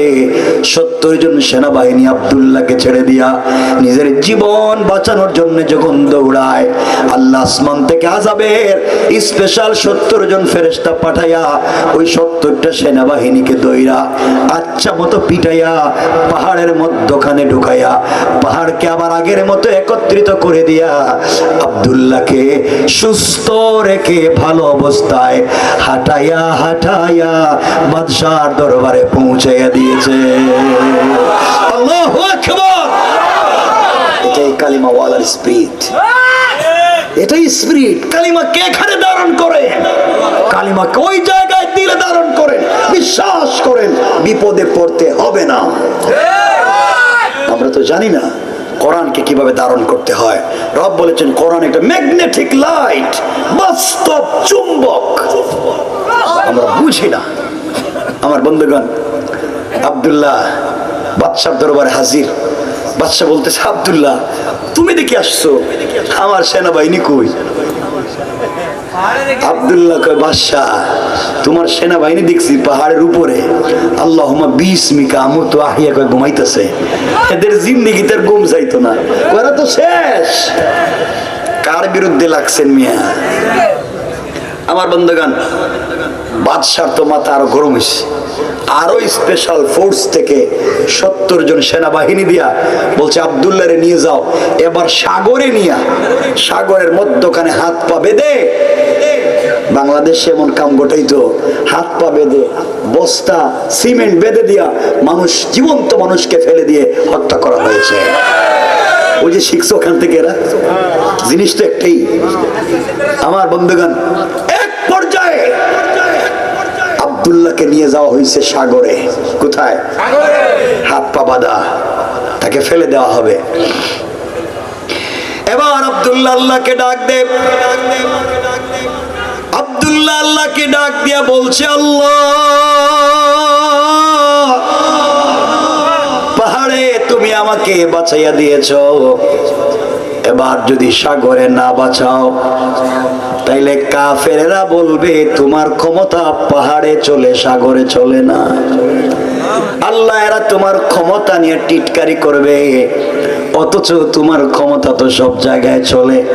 আল্লাহ, আমার মতো আব্দুল্লাহকে যদি এবার সাগরে বাঁচাইয়া দাও, আমিও তোমার সঙ্গে ওয়াদা দিলাম, এই দেশের প্রত্যেকটা জনগণের কানে কানে তোমার কালিমার দাওয়াত আমি পৌঁছাইয়া দেব।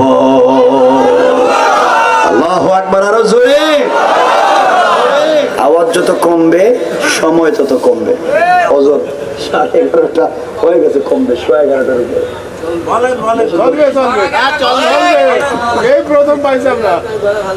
লম্বা করতে চাচ্ছি না,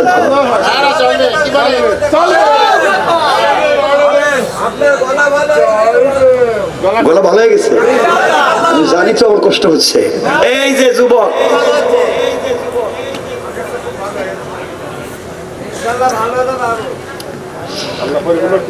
ভাই শুনেন না, বেশি কথা কি বলা যায়? কষ্ট হচ্ছে? একটু হাত তুলে দেখান কার কার কষ্ট হয়। কথা তো শেষ করলে না বুঝবেন কি কইতেছি। আগে তো জিন্দাবাদ উড়াই দিয়েছেন, শুনবেন তো কি বলতে চাই। আজকে যদি এটা পুরো এলাকা ভরা থাকতো তাহলে আরো দিল খুলে কথা বলতাম এই কালিমার উপরে। আমার ভাইরা শুনেন, কষ্ট হচ্ছে না তো? আব্দুল্লাহ কই এখন? সাগরে। আব্দুল্লাহ যখন বলছে আল্লাহ রে, আল্লাহ আপনি কি পারেন না আমার বাঁচাই দিতে? আমি তো ওয়াদা দিলাম তোমার সঙ্গে কালিমার দাওয়াত দিমুই। আল্লাহর রহমতের জোশ উঠে গেছে। আল্লাহ সাগরকে উত্তাল হয়ে যা, সাগর উত্তাল তরঙ্গের মতো পাগলামি শুরু করছে। নৌকা ভাঙ্গা টুকরা টুকরা হইয়া সব শেষ। 70টা সেনাবাহিনী আব্দুল্লাহ ছাইড়া দিয়া নদী থেকে 7টা যখন উপরে উঠতে চায়, আল্লাহ আসমান থেকে 70 জন আযাবের সেনাবাহিনী পাঠাইয়া 70টারে ধইরা কাদামাটি খাওয়াইয়া ফেরাউনের মতো পানির নিচে ছাইড়া দিছে। আর আব্দুল্লাহকে শুধু কালিমার মুহাব্বতে আব্দুল্লাহকে সুস্থ রেখে পানির উপর দিয়া হাঁটাইয়া হাঁটাইয়া, আব্দুল্লাহর পায়ের নিচেও পানি লাগে নাই, পানির উপর দিয়া হাঁটাইয়া হাঁটাইয়া লাল গালিচা সংবর্ধনা দিয়া আল্লাহ বাদশার দরবারে আবার পৌঁছে দিস। বাদশা কয়, আব্দুল্লাহ তুই দেখি আবার আজির মরস নাই? আমি মরবো কেমনে? আমার সেনাবাহিনী কই? হেরা দেখতে সাঁতার শিখতেছে। কাম সারছে রে, প্রতিদিন যদি 70 জন করে নাই হয়, কি বলেন মাস শেষে কি সেনাবাহিনী থাকবো? বাদশাহ দরজা জানালা বন্ধ করে আব্দুল্লাহর পায়ে ধরছে। সুবহানাল্লাহ বললেন না? এজন্যে বহুত লোক আছে রাস্তাঘাটে, বহুত বড় বড় কথা বলে, এরা অনেক রাত দরজা বন্ধ করে আমাদের মুরব্বীদের পা ধরে বসে থাকতে হয়। আমার বন্ধুগণ কথা শুনেন। এক পর্যায়ে আব্দুল্লাহ, ঘটনা কি? আব্দুল্লাহ তুই নিজে কবা তোরে কেমনে মারা যায়। আচ্ছা, এটা কোনো পাগলের কথা? আমি নিজে কমা আমার কেমনে মারা যায়? তুই তোরে কেমনে মারা যায়? আমি তো আর কিছু বুঝতেছি না। শুরু করছস কি একা? আরে আমি পাগল, আমি তো একা না, আমার তো কোনো ক্ষমতা নাই, আমার তো ক্ষমতা আমার আল্লাহ। কথায় কথা চলে এসেছে, এই কথাটা মনে রেখে আমরা 2 মিনিট আরেক জায়গায় কথা বলতে চাই। আল্লাহর ক্ষমতা কি, কেমনে আব্দুল্লাহকে আল্লাহ বাঁচাইয়া দিলেন। আরেকটা, এটা তো বলতেছি আজ থেকে 1450 বছর আগের কথা, আর আজ থেকে মাত্র 30-40 বছর আগের একটা কথা বলি। যখন যুদ্ধ হয় খুস্ত প্রদেশে, আফগানিস্তানের খুস্ত প্রদেশে যখন যুদ্ধ হয়, একটা যুবকের নাম ছিল হাফেজ গুল মোহাম্মদ, পাকিস্তানি জওয়ান, হাফেজে কোরআন। সে শুনছে খুস্ত প্রদেশে যখন মুসলমানদেরকে কচু কাটা হয়, তখন তার মনে ছিল, আরে আল্লাহ যদি বলে ও হাফেজ গুল, আল্লাহ যদি বলেন তোমাকে 30 পারা কোরআনের হাফেজ বানাইলাম, তোমার চোখের সামনে কোরআনকে ডাস্টবিনে ফেলে দেওয়া হলো, জ্বালিয়ে দেওয়া হলো, মা বোনদের ইজ্জত নষ্ট করা হলো, দর্শন করা হলো, মসজিদ মাদ্রাসা জ্বালিয়ে দেওয়া হলো, প্রতিবাদ করলে না কেন? কি জবাব দিব? এই হাফেজ গুল মোহাম্মদ, সে আল্লাহর উপরে ভরসা করে চলে গেছে, রাস্তাঘাট চিনে না, গভীর রাত্রে ঢুকে গেছে, ভুল রাস্তায় ঢুকে গেছে ভিতরে। কথা বলতাম নি, 1-2 মিনিট শোনেন, কথা মনে আসছে তো এই বিষয়টার উপরেই, যদিও আমার এটা চলে আসছে কোরআন হাদিস থেকে ঘটনার দিকে। আমার মুসলমান বন্ধুগণ, কথাগুলো এবার শুনেন, 1-2 মিনিট বুঝেন কি বলতে চাই। হাফেজ গুল মোহাম্মদ রাস্তা চিনে না, হাঁটতে হাঁটতে মুসলমানদের ক্যাম্প ভুলে গিয়া কাফেরদের ক্যাম্পের দিকে চলে গেছে, সোভিয়েত ইউনিয়নের রুশ সেনাবাহিনীর পথের দিকে চলে গেছে, সে বুঝে নাই। কিছু দূর যাওয়ার পরে যারা গভীর রাত্রে পাহারাদারি দিচ্ছিল, সীমান্ত বর্ডার গার্ড ডাক দিয়ে বলছে, যুবককে তুমি হাত উঠে সারেন্ডার হও, নচেত আমরা গুলি করব, কে তুমি সারেন্ডার হয়ে যাও। হাফেজ গুল মোহাম্মদ বুঝতে পেরেছে, আর আমার বাঁচার পথ নাই, ভুল জায়গায় আসছি, ভুল পথে আসছি, মুসলমানদের পথ ভুলে গিয়া কাফেরদের পথে চলে এসেছি। 2 হাত উঠে সারেন্ডার হয়ে গিয়েছে। কিছুক্ষণ পরে সেনাবাহিনী এসে হাফেজ গুল মোহাম্মদকে ঘিরে ফেলেছে, হাত পা বেঁধে ফেলেছে। বলছে, যুবক রে, তোমার নাম কি, কেন এসেছ? কি একটা টকবগে যুবক, মাত্র হাফেজ হইছে, মাত্র ইয়াং, তার রক্তের মধ্যে ঈমান, তাজা ঈমান। ডাক দিয়া বলছে, আমি হলাম, আমার নাম হাফেজ গুল মোহাম্মদ, আমি একজন মুসলমান, আমার পক্ষে রয়েছে 30 পারা আল কোরআন। আল্লাহু আকবার। আমি এই দেশে, তুমি কেন এসেছো বাবা? আমি এই দেশে এসেছি আল্লাহর কোরআনের দিনকে প্রতিষ্ঠা করে, মা বোনদেরকে, মুসলমানদেরকে যারা নির্যাতন করে তাদের বিরুদ্ধে যুদ্ধ করতে এসেছি। আল্লাহু আকবার। সেনাবাহিনীর লোক বলতে, সুযোগ যুবক কি বলো, তুমি না আমাদের হাতে ধরা, তুমি আমাদের বিরুদ্ধে যুদ্ধ করতে চাও, আমাদের হাতে ধরা পড়ছো, এখন তো বাঁচবা না। যুবক বলতেছে, আমাকে তোমরা মারতে চাও, আমার আপত্তি নাই, কিন্তু তোমরা তো বুঝো না আমি কে, আমি মুসলমান, আমার পক্ষে 30 পারা কোরআন। এমন সময়ে কাফেরদের কমান্ডার যে ছিল, সে ডাক দিয়ে বলছে, যুবকরে মারবার আগে একটু তত্ত্ব নেই। জিজ্ঞেস করে, যুবকরে, আমাদের কাছে পৃথিবীর সবথেকে অত্যাধুনিক মারণাস্ত্র আছে, কিন্তু তোদের বিরুদ্ধে এতদিন থেকে যুদ্ধ করে জয়লাভ করতে পারি না। বলো না তোদের কাছে এমন কি অস্ত্র আছে, এমন পাওয়ারফুল, যার কারণে তোমাদের সঙ্গে আমরা পারি না। হাফেজ গুল মোহাম্মদ বলতে, শোনো, যেই অস্ত্রের কারণে তোমরা আমাদের বিরুদ্ধে যুদ্ধ করে পারো না, সেটা আমার পকেটে আছে। এ আওয়াজে না, আরো জোরে বলেন। এরা চিন্তা করছে মনে হুজুর তো মনে পকেটে বোমা টোমা লুকাইছে, হুজুর দেখলেই তো মনে হয় ভুয়া কথা, মিথ্যা কথা। হুজুরদেরকে একটা ট্যান্ড লাগাই দিছে, আর কি হুজুরদেরকে এটা বলে মিথ্যা কথা। পুরো দুনিয়া ঘুরে দেখলাম এগুলো সব বানোয়াটি। আমার বন্ধুগণ, তো ওরা যখন যুবক বলছে আমার পকেটে আছে, এরা মনে করছে, হায় রে, এটা আমার টাইম বোমা, সাইডে দিছে, সাইডে দিয়া সবাই ব্যারিকেড দিয়া বুম পরীক্ষা করার জন্য মেশিন আনাইতেছে, সব রেডি। সারাদিন অপেক্ষা করে মেশিন টেশিন যুবকের বডিতে লাগাইছে, লাগাই দেখ কিচ্ছু নাই, কিছুই নাই। ও কিরে তুই না বললেই আছে সেই আছে, ওন কিছু নাই। মুসলমানরা শুধু বড় বড় কথা বলে, বাস্তবে তো কিছুই নেই। আছে কইছি কিন্তু আবার কয় আছে। এরা হাত দিছে, দিয়া দেখে পকেটের ভিতরে লাকড়ির টুকরা, মানে মেসওয়াক। সুবহানাল্লাহ বললেন না, আরো জোরে বলেন না। কইটা কি? কইটাই তো, এটাই তো যখন কইছে ছাইরা দিছে তো, কই যদি আবার ফুটতে যায়, এটা ফালাইয়া দিয়া বোমা পরীক্ষার মেশিন লাগাইছে এই মেসওয়াকের সাথে। আচ্ছা মেসওয়াকে লাগাইলে কোনো কাজ হইব? লাগাই পরীক্ষা করতে, পরীক্ষা করতে কিছু পায় না।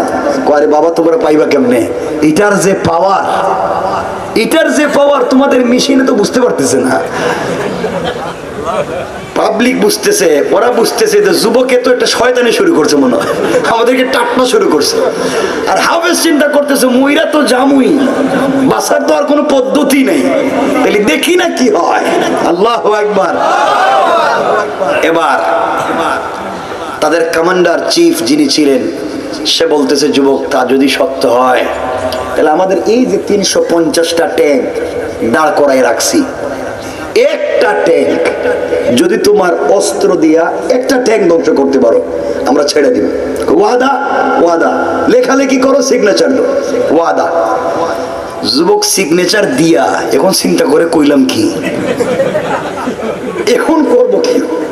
আমি তো কিচ্ছু জানি এই লাইনে, মরা তো লাগবে, কিন্তু এখন যে করলাম তো ইসলামটা তো বদনামি বানায় দেব। যুবক বলতেছে ঠিক আছে, আমি যখন পরীক্ষা করতে হোক একটা জিনিস লাগবে আপনারা দিতে হবে। কি? এটাকে, এই যেটা আমার হাতের মেসওয়াক, এই যেটা, এটাকে কাজে লাগাইতে গেলে, অন করতে গেলে কয়েকটা জিনিস লাগে।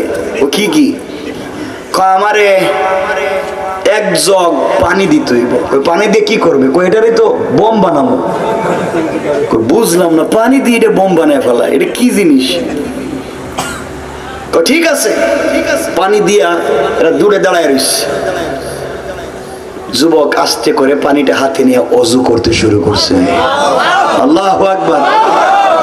এরা চিন্তা করে ঘটনা কি?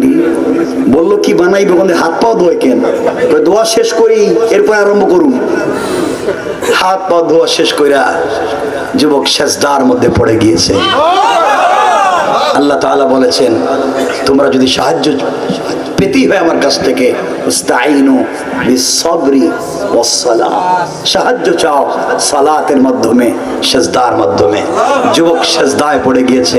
আল্লাহু আকবার। সেজদায় পড়ে চোখের পানি ছেড়ে দিয়া আল্লাহকে ডাক দিয়া বলেছে, আল্লাহ আমি একজন মুসলমান, আমার পক্ষে রয়েছে তোমার 30 পারা আল কোরআন। আল্লাহ আমি তো এই দেশে শুধু মুসলমানদের ইজ্জত রক্ষা করতে এসেছি, কোরআনের হেফাজতের জন্য এই দেশের ভিতরে এসেছি আল্লাহ তাআলা। কিন্তু আমি যে কাফেরদের হাতে ধরা পড়ে গেলাম, এখন তো আমার মওত ছাড়ার কোনো পথ নাই। আল্লাহ আমি মরে গেলে আমার যায় আসে না, আমাকে মেরে যদি কুকুরকে খাইতে দেয় আমার যায় আসে না, কিন্তু আল্লাহ তাআলা আমি ওয়াদা করেছি তাদের একটা ট্যাঙ্ক ধ্বংস করব, আমি ওয়াদা দিছিলাম। আল্লাহ এমন কোন অস্ত্র তো আমার কাছে নাই যা দিয়া তাদের ট্যাঙ্কের মোকাবেলা করব। আল্লাহ তোমার কোরআনের তো হাজার হাজার মুআজিজা রয়েছে, তোমার কোরআন তো একটা জীবন্ত মুআজিজা। এই কোরআন দিয়া তো কতবার রাসূলকেও বাঁচাইছো, এই কোরআন দিয়া তো পুরো পৃথিবীটা সাজাইছো। আল্লাহ আমাকে মারলে আমার যায় আসে না, কিন্তু এখন যদি আমি কিছু করতে না পারি, কাফেররা বলবে মুসলমানরা বড় বড় কথা বলে, বাস্তবে কিছুই পারে না। আল্লাহ আজ আপনি কোরআনের জ্বলন্ত একটা জীবন্ত মুজিজা দেখাইয়া দাও, আমি মরে গেলে আপত্তি নাই, কিন্তু ইসলাম আর মুসলমানের ইজ্জত রক্ষা করো। এইভাবে চোখের পানি ছেড়ে কান্না করে দিয়া মাটি থেকে সেজদার থেকে উঠে সালাম ফিরাইয়া এক মুষ্টি বালি হাতে নিয়া বালির মধ্যে এখানে মেসওয়াকটা ঢুকাইয়া দিয়া বিসমিল্লাহি আল্লাহু আকবার লা ইলাহা ইল্লাল্লাহু মুহাম্মাদুর রাসূলুল্লাহ বলে যখনই ট্যাঙ্কের দিকে নিক্ষেপ করেছে, ও মুসলমান, একটা নয়, দুইটা নয়, 10টা নয়, 20টা নয়, 100 নয়, 200 নয়, একসাথে এক মুহূর্তে 350টা ট্যাঙ্কে আগুন ধরে যায়। আল্লাহু আকবার। এটাই কোরআন। এরা তো অবস্থা দেখে সব ফালাইছে, তো এটা আরেক ওয়াজের দিকে যাচ্ছি না, আমি শুধু বুঝাতে চাইতেছি আপনি যখন চেষ্টা করে চেষ্টার শেষ পর্যায়ে পৌঁছে যাবেন, আর কোনো পদ্ধতি নাই, তখন ওই সময় আমাদেরকে নসরতের সাহায্য করবেন কে? আমার বন্ধুগণ, যুবক গুল মুহাম্মদ বেঁচে গেল কোরআন দিয়া, এবার হাফেজ গুল মুহাম্মদের পায়ে ধরছে। এবার হাফেজ গুল মুহাম্মদ না, আব্দুল্লাহ বিন তামেরের পায়ে ধরছে কে? মনে আসেনি আপনাদের? পায়ে ধরে বসে রয়েছে।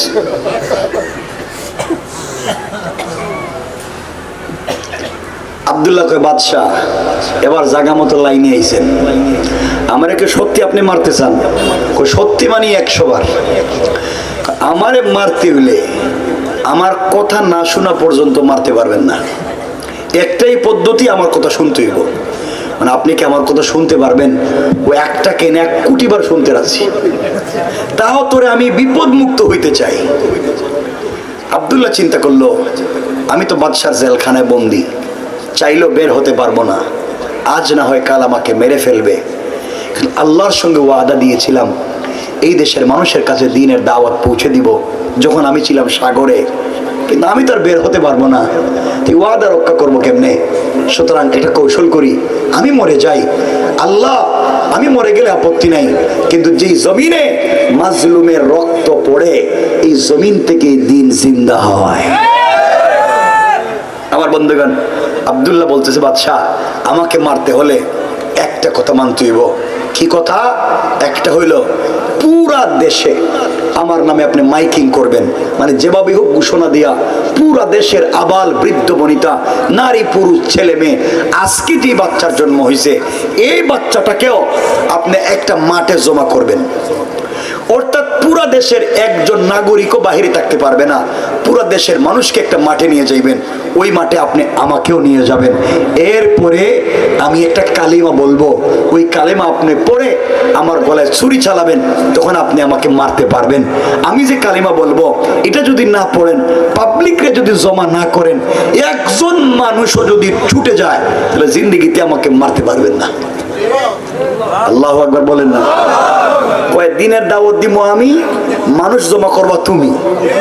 আল্লাহু আকবার বলেন না? কৌশলটা কার? রব তো এটাই করে থাকে। আমার বন্ধুগণ, লম্বা কথা সংক্ষেপ করতেছি, কারণ যত কথাই আপনারা বলেন, এখন তো 11:35 হয়ে গেছে, যত কথা বলেন লম্বা করতে চাচ্ছি না, আমি তো মানুষ, তো 1.5 ঘন্টা তো হয়ে যাইতেছে। আমি কথা বলতেছি, আমি যেই জায়গায় রাখবো কেউ বলবেন না সালাম, এটা করলে কষ্ট পাবো ইনশাল্লাহ। এটার নাম ওয়াদা, আর যে ওয়াদা দিয়ে ওয়াদা রাখে না এর কোনো ধর্ম নাই। ওয়ালা দিন আলিমান লা আহদালা, আপনারা ওয়াদা দিয়েছেন, কিছু কইতে পারবেন না। সালাক তো আমি আছি কম হইলো, বুঝি আপনাদেরকে। আমার বন্ধুগণ, এক পর্যায়ে লম্বা কথা সংক্ষেপ করে বলি, পুরা দেশের মানুষকে বাদশাহ দাওয়াত করে একটা মাঠে জমা করছে, বইলা দিছে একজন মানুষ যদি মাঠে না আসেন তাহলে 1 বছরের জেল। বুঝছেনি কারবার? দিছেনি উল্টো হইয়া, কেউ থাকতে পারবে না বাড়িতে, সব আসো। পুরা দেশের মানুষ হাজির। মানুষ চিন্তা করে, কিরে পৃথিবীতে বাদশাহ কত মানুষের মারলো, কোনোদিন দাওয়াত দিল না, আর আজকে আব্দুল্লাহরে মারবে। সব মানুষের দাওয়াত দিয়ে জমা করতেছে। মানুষের ভিতরে আগ্রহ আর কৌতূহল কমছে না বাড়ছে? মানুষ আব্দুল্লাহরে দেখতে চায়। ঘটনা কি, এক বাচ্চার কাছে, এক ইয়াং ছেলের কাছে পুরা বাদশার সিস্টেম ফেল। আব্দুল্লাহরে দেখা দরকার আছে, আছে তো আসতে কোন যে আছে, সব মানুষ জমা হয়ে গেছে। বাদশা বলতেছে আব্দুল্লাহ এখন কি করতাম? এখন তো আপনি আমি যেটা বলবো সেটা করতেই বল। আব্দুল্লাহকে বাদশা বলতেছে, আব্দুল্লাহ সত্যি তুই মরবি? আমি তো মরে যাবো নিশ্চিত। কোথায় তোর কোনো আশা আছে? আছে তো, আমার মনের একটা চাহিদা আছে। কি চাহিদা? আমার মনের চাহিদা হইল আমি মরে যাওয়ার আগে এত মানুষরে যে আপনি জমা করছেন, আমি এতগুলো মানুষের সামনে 1 মিনিট ওয়াজ করতে চাই। ওয়াজ সুবহানাল্লাহ বললেন না? আল্লাহু আকবার। কয় মিনিট? 1 মিনিট কথা বলতে চাই। বাদশা কইতে তো মরেই যখন যাইবে 1 মিনিট কেন, মন খুইলা কো। কিন্তু এ জানে না তো ঘটনা ঘটতেছে কি, কৌশল করতেছেন কে। এক পর্যায়ে আস্তে আস্তে করে আব্দুল্লাহ যখন দাঁড়িয়ে গিয়েছে কথা বলার জন্য, আব্দুল্লাহ দাঁড়িয়ে গিয়েছে। পাবলিক তো আব্দুল্লাহর দিকে তাকায় আছে, আরে ছোট ছেলে, এর কাছে বাদশার সিস্টেম ফেল, কিছুতেই কাম হয় না, যারে দেহেই মরে যায়। বাদশা রাত্রে ফায়ে ধরে আমাদের কাছে গুন্ডামি করে দিনের বেলা। কথা বলেন না আমার বন্ধুগণ? এক পর্যায়ে আব্দুল্লাহ দাঁড়িয়ে গিয়েছে, ডাক দিয়া বলেছে, দেশের জনগণ শোনো, এই দেশের নাম নাজরান, বাদশার নাম ইউসুফ জোনাওয়াজ, আমার নাম আব্দুল্লাহ। এই বাদশা তার ক্ষমতা টিকাইয়া রাখবার জন্য আমাকে জাদুবিদ্যার জন্য বিদেশে পাঠাইছিল, টাকা পয়সা খরচ করছে। জাদুবিদ্যা শিখে আসার পথে আমি একজন কালিমাওয়ালার কাছে আল্লাহর দ্বীন শিখে ফেলেছি, এক আল্লাহর উপর ঈমান এনেছি, শিরিক ছেড়ে দিয়েছি। এই অপরাধী বাদশা আমাকে অনেক নির্যাতন করেছে, কিন্তু আমি এক আল্লাহর তাওহীদ ছাড়ি নাই। আজ আমি তোমাদের কাছে 1 মিনিটে কথা বলতে চাই। বাদশা এত নির্যাতন করার পরেও আমি কালিমা ছাড়ি নাই। এক পর্যায়ে বাদশা আমাকে প্রস্তাব করছে, আমি যদি কালিমা ছেড়ে দিই, আল্লাহকে ছেড়ে দিই, এই দেশটা আমার নামে অর্ধেক লিখে দিবে। দ্বিতীয় প্রস্তাব করছে, আমি যদি কালিমা ছেড়ে দিই, তার মেয়েটাকে আমার কাছে বিয়ে দিবে। ও দেশের জনগণ, আমি তার মেয়ের প্রস্তাব প্রত্যাখ্যান করেছি। দেশের বাদশাহীর ক্ষমতা সবকিছু প্রত্যাখ্যান করেছি। দুনিয়ার লোভ আমাকে রাখতে পারেনি আটকায়া। আমি যে এক আল্লাহর প্রেমে হাবুডুবু খাই, এই আল্লাহকে না দেখে আমি তার প্রেমে পাগল হয়েছি। কারণ আল্লাহর নামের কালিমা পড়লে যে শান্তি, আর কোথাও শান্তি নাই। আজ তোমাদের কাছে আমি বলতে চাই, এই কালিমা পড়বার কারণে বাদশা 70 জন সেনাবাহিনী দিয়ে আমাকে পাহাড়ে মারতে চাইছিল। আল্লাহ আমারে বাঁচাইছে, তার 70 জন সেনাবাহিনীর ধ্বংস করছে। এরপরে সাগরে দিছিল, সাগরে আল্লাহ তার 70টা সেনাবাহিনীরে মারছে, আমারে বাঁচাইছে। যে আল্লাহ আমাকে এত এত কিছু করলো, আমি কখনো কালিমা ছাড়তে পারি না। বাদশাহী আমাকে বলছে আমাকে কেমনে মারা যায়, আমি পরামর্শ করে আপনাদেরকে একত্রিত করছি। এবার শোনো আমার কথা, ও দেশের জনগণ, এতদিন পর্যন্ত বাদশাহ আমাকে মারতে পারলো না। আমার আল্লাহর নাম না নেওয়ার কারণে নিজের মন মতো চালাইছে ছুরি, কিন্তু মরি নাই। এবার আমি বাদশাকে একটা কালিমা শিখাইয়া দিব, আমার আল্লাহর নামের কালিমা শিখাইয়া দেব। আল্লাহর নামের কালিমা পড়ে যদি আমার গলায় ছুরি চালায়, আর আমি যদি মরে যাই, বুঝবে আমার আল্লাহর নাম সত্য। আর আল্লাহর নাম নেওয়ার পরেও যদি আমি না মরি, বুঝবে আমার আল্লাহর নাম মিথ্যা। ও দেশের জনগণ, তোমাদের কাছে সত্য মিথ্যার বিচার রেখে গেলাম। এতদিন মারতে পারলো না আল্লাহর নাম না নেওয়ার কারণে, আর আজকে আল্লাহর নাম নিয়ে আমার গলায় ছুরি চালাবে। আমি যদি মরে যাই, আমার আল্লাহ সত্য, আমি যদি না মরি, আমার আল্লাহ মিথ্যা, বাচ্চা সত্য। এই সত্য মিথ্যার বিচার তোমাদের কাছে দিলাম। আমি কাউকে মুসলমান হতে বলছি না, তোমাদের কাছে সত্য মিথ্যার বিচার দিলাম। আর আমি এত নির্যাতনের পরেও, এত লোভের পরেও কালিমা ছাড়ি নাই, কারণ এই রবের পাওয়ার আমার কাছে অনেক বড়। আল্লাহু আকবার। এই কথাগুলো বলে আব্দুল্লাহ নসিহত শেষ করেছে, দেশের জনগণ তাকাই আছে, আহারে বলে কি, যুবকটা বলে কি, কি বলল, টাটকা টাটকা কয়েক মিনিট কথা বলল, পুরা সিস্টেমের বিরুদ্ধে কথা বলে ফেললো। এখন দেখি কি হয়। এবার কথা শেষ করে আব্দুল্লাহ বাদশাকে বলছে, বাদশাহ আমাকে আপনি মেরে ফেলবেন, নির্ঘাত মরে যাব, কিন্তু আমি যখন জমিনের মধ্যে সেজদায় পড়ে যাব, সেজদায় গিয়া বলবো সুবহানা রাব্বিয়াল আলা। আমার রব বলছে, বান্দা যখন বলে সুবহান, বান্দা যখন বলে আল্লাহ তুমি পবিত্র, আল্লাহ জবাব দেন সাব্বাহতানি, অবশ্যই আমি পবিত্র বান্দা। এখন আল্লাহ কাছে, বান্দার কাছে আল্লাহ বলেন, ও বান্দা তুমি আমাকে সুবহান বলছো, আমি আল্লাহ বললাম সাব্বাহতুকা, আমি আল্লাহ তোমারে দুনিয়ায় পবিত্র বানালাম। বান্দা যখন পড়ে আলা, রব বলেন আলাইতানি, অবশ্যই আমি বড়, কিন্তু তুমি সাজদায় স্বীকার করবার কারণে আলাইতুকা, আমি আল্লাহ তোমাকে দুনিয়ায়ও বড় বানাইয়া দিতে চাই, আখিরাতে বড় বানাইয়া দিতে চাই। ও বাদশা, যে রবের প্রেমে পাগল হইয়া, যাকে না দেখে যার প্রেমে পাগল হইয়া দুনিয়ার এত সম্পদ, দুনিয়ার ক্ষমতার বিরুদ্ধে গিয়া আমি আজ মরে যেতে চাই, মৃত্যুর সময়টাও আমার মাথা, আমার কপাল যেন রবের কদমে থাকে। আমি সাজদায় চলে যাব, তুমি আমার গলায় ছুরি চালাবা, কিন্তু আমাকে মারতে পারবা না। তোমার মন মতো ছুরি চালাইলে আমি একটা কালিমা পড়বো, ওই কালিমা তুমিও পড়া লাগবে, তাইলে তুমি আমাকে মারতে পারবা। যুবক শুয়ে গেছে, যুবক সাজদায় পড়ে গেছে, বাদশা গলায় ছুরি লাগাইয়া দিছে। লাখ লাখ দেশের জনগণ দেখতেছে, আহারে একটা যুবক কেমন প্রেমিক যুবক, এক আল্লাহর প্রেমে পাগল হইয়া জীবন দিয়া দেয়। কোনদিন দেখে নাই, না দেখে বিশ্বাস করে জীবন যৌবন দিয়া দে হাসি মুখে কোটি মানুষের সামনে। এর মতো সিংহ পুরুষ আর নাই, নিশ্চয় তার মধ্যে কিছু একটা আছে, আমরা দেখি তো। কিছুক্ষণ পরে ছুরি লাগাইয়া দিয়েছে, আর আব্দুল্লাহ বলছে, আপনি পড়েন বিসমিল্লাহি রাব্বিল গোলাম। এই গোলামের সত্য রবের নামে গলায় ছুরি চালালাম। গোলামের রব যদি সত্য হয় গোলাম মরবে, গোলামের রব যদি মিথ্যা হয় গোলাম মরবে না। এই বলে যখন বাদশাহ আব্দুল্লাহর গলায় ছুরি চালাইয়া দিয়েছে, সাথে সাথে আব্দুল্লাহ শাহাদত বরণ করেছে। আল্লাহ আব্দুল্লাহ দুনিয়া থেকে বিদায় নিয়ে চলে গিয়েছে। বাদশাহ নাচতে শুরু করেছে। এখন আব্দুল্লাহও নাই, মন্ত্রীও নাই, আব্দুল্লাহর পীরও নাই, এই পৃথিবীতে আর কেউ নাই। আমারই সব থেকে বড় ক্ষমতা। আপনাদের কাছে আমি জানতে চাই, দেশের লক্ষ লক্ষ জনগণ দেখছেনি? কথা বলেন।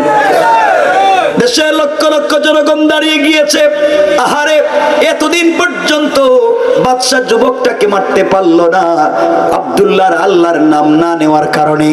আজ মারতে পারলো আব্দুল্লাহর আল্লাহর নাম নেওয়ার কারণে। তাইলে বোঝা গেল আব্দুল্লাহর আল্লাহ সত্য আল্লাহ। এত নির্যাতন জুলুমের শিকার হওয়ার পরেও আল্লাহর নাম ছাড়ে নাই, এত কিছুর অফার পাওয়ার পরেও কালিমা ছাড়ে নাই।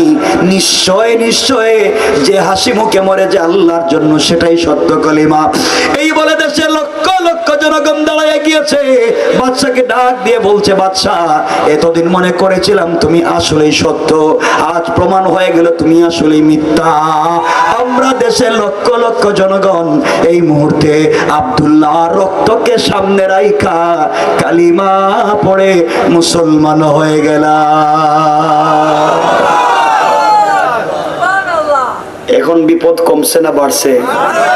আগে ছিল কয়জন, এখন হয়েছে কতজন? লাখ লাখ। বাদশা ঝামেলা তো কমছে না, এই ময়রা তো আরো বিপদে ফেলাইছে। কারণ দিনওয়ালা মরে না, দিনওয়ালা দিলওয়ালা মরে না। এখন তো চিন্তা করে এদেরকে মারি কেমনে। বাদশার তো হয়েছে মাথা গরম। এই সময় এই সমস্ত মুসলমানদেরকে মারবার জন্যে বাদশাহ বড় বড় গর্ত খনন করছে। বড় বড় গর্ত খনন করে আগুন জ্বালাইছে। আগুন জ্বালাইয়া এক একজন মুসলমানকে ধরে ধরে মারতে চায়। এই কথাটাই আমার আল্লাহ আমার তেলাওয়াতকৃত আজকের আলোচ্য আয়াতে বলছেন, কুতিলা আসহাবুল উখদুদ। যারা মুসলমানদেরকে হত্যা করবার জন্য গর্ত খনন করলো, গর্ত খনন করে আগুন জ্বালাইলো। এই আগুন জ্বালাবার পরে মরলো কারা, মুসলমানদের কি হলো, বাদশাহ কে কি হলো, কোন দিক থেকে বাতাস আসলো, বাতাস কাকে জ্বালাইলো, কোন বাচ্চা কি জবাব দিল। আর লম্বা করতে চাই না, একটা জায়গায় আইছি, মাত্র আলোচ্য আয়াতের ব্যারিকেড দিলাম, যেটা পড়ছিলাম কতিলা আসহাবুল উখদুদ আন-নারি যাতিল ওয়াকুদ। এই যে যারা আগুন জ্বালাইয়া বসলো, ইদহুম আলাইহা কুউদ, গর্তের পারে বৈশা বৈশা যারা তামসা দেখছে, এরা কারা, আগুনে জ্বললো কারা, মরলো কারা, আর এই মুসলমানদের কি হলো। কথা রাখলাম, কি 2 ঘন্টা হয়েছে, আরো পাগল হয়েছেন নাকি আপনারা? এটা জায়গায় মাত্র আইছি, এই ব্যারেকে না থামলে আমার আরো 2 ঘন্টা লাগবে আয়াতের শেষে যাইতে। মাত্র আয়াতে মিলাইলাম আইসা।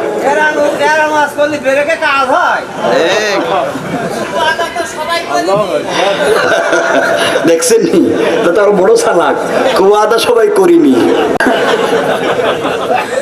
আর না ভাই, সবার জন্য দোয়া থাকবে। রাত্র 12টা হয়ে যাচ্ছে কম বেশ, আমার জন্য দোয়া আছে। অসুস্থ মানুষ, এই যে ভাই, ওদের ভালোবাসায় আসছি, মহব্বতে আসছি, খুব ভালোবাসি বিদায় কথা রাখছি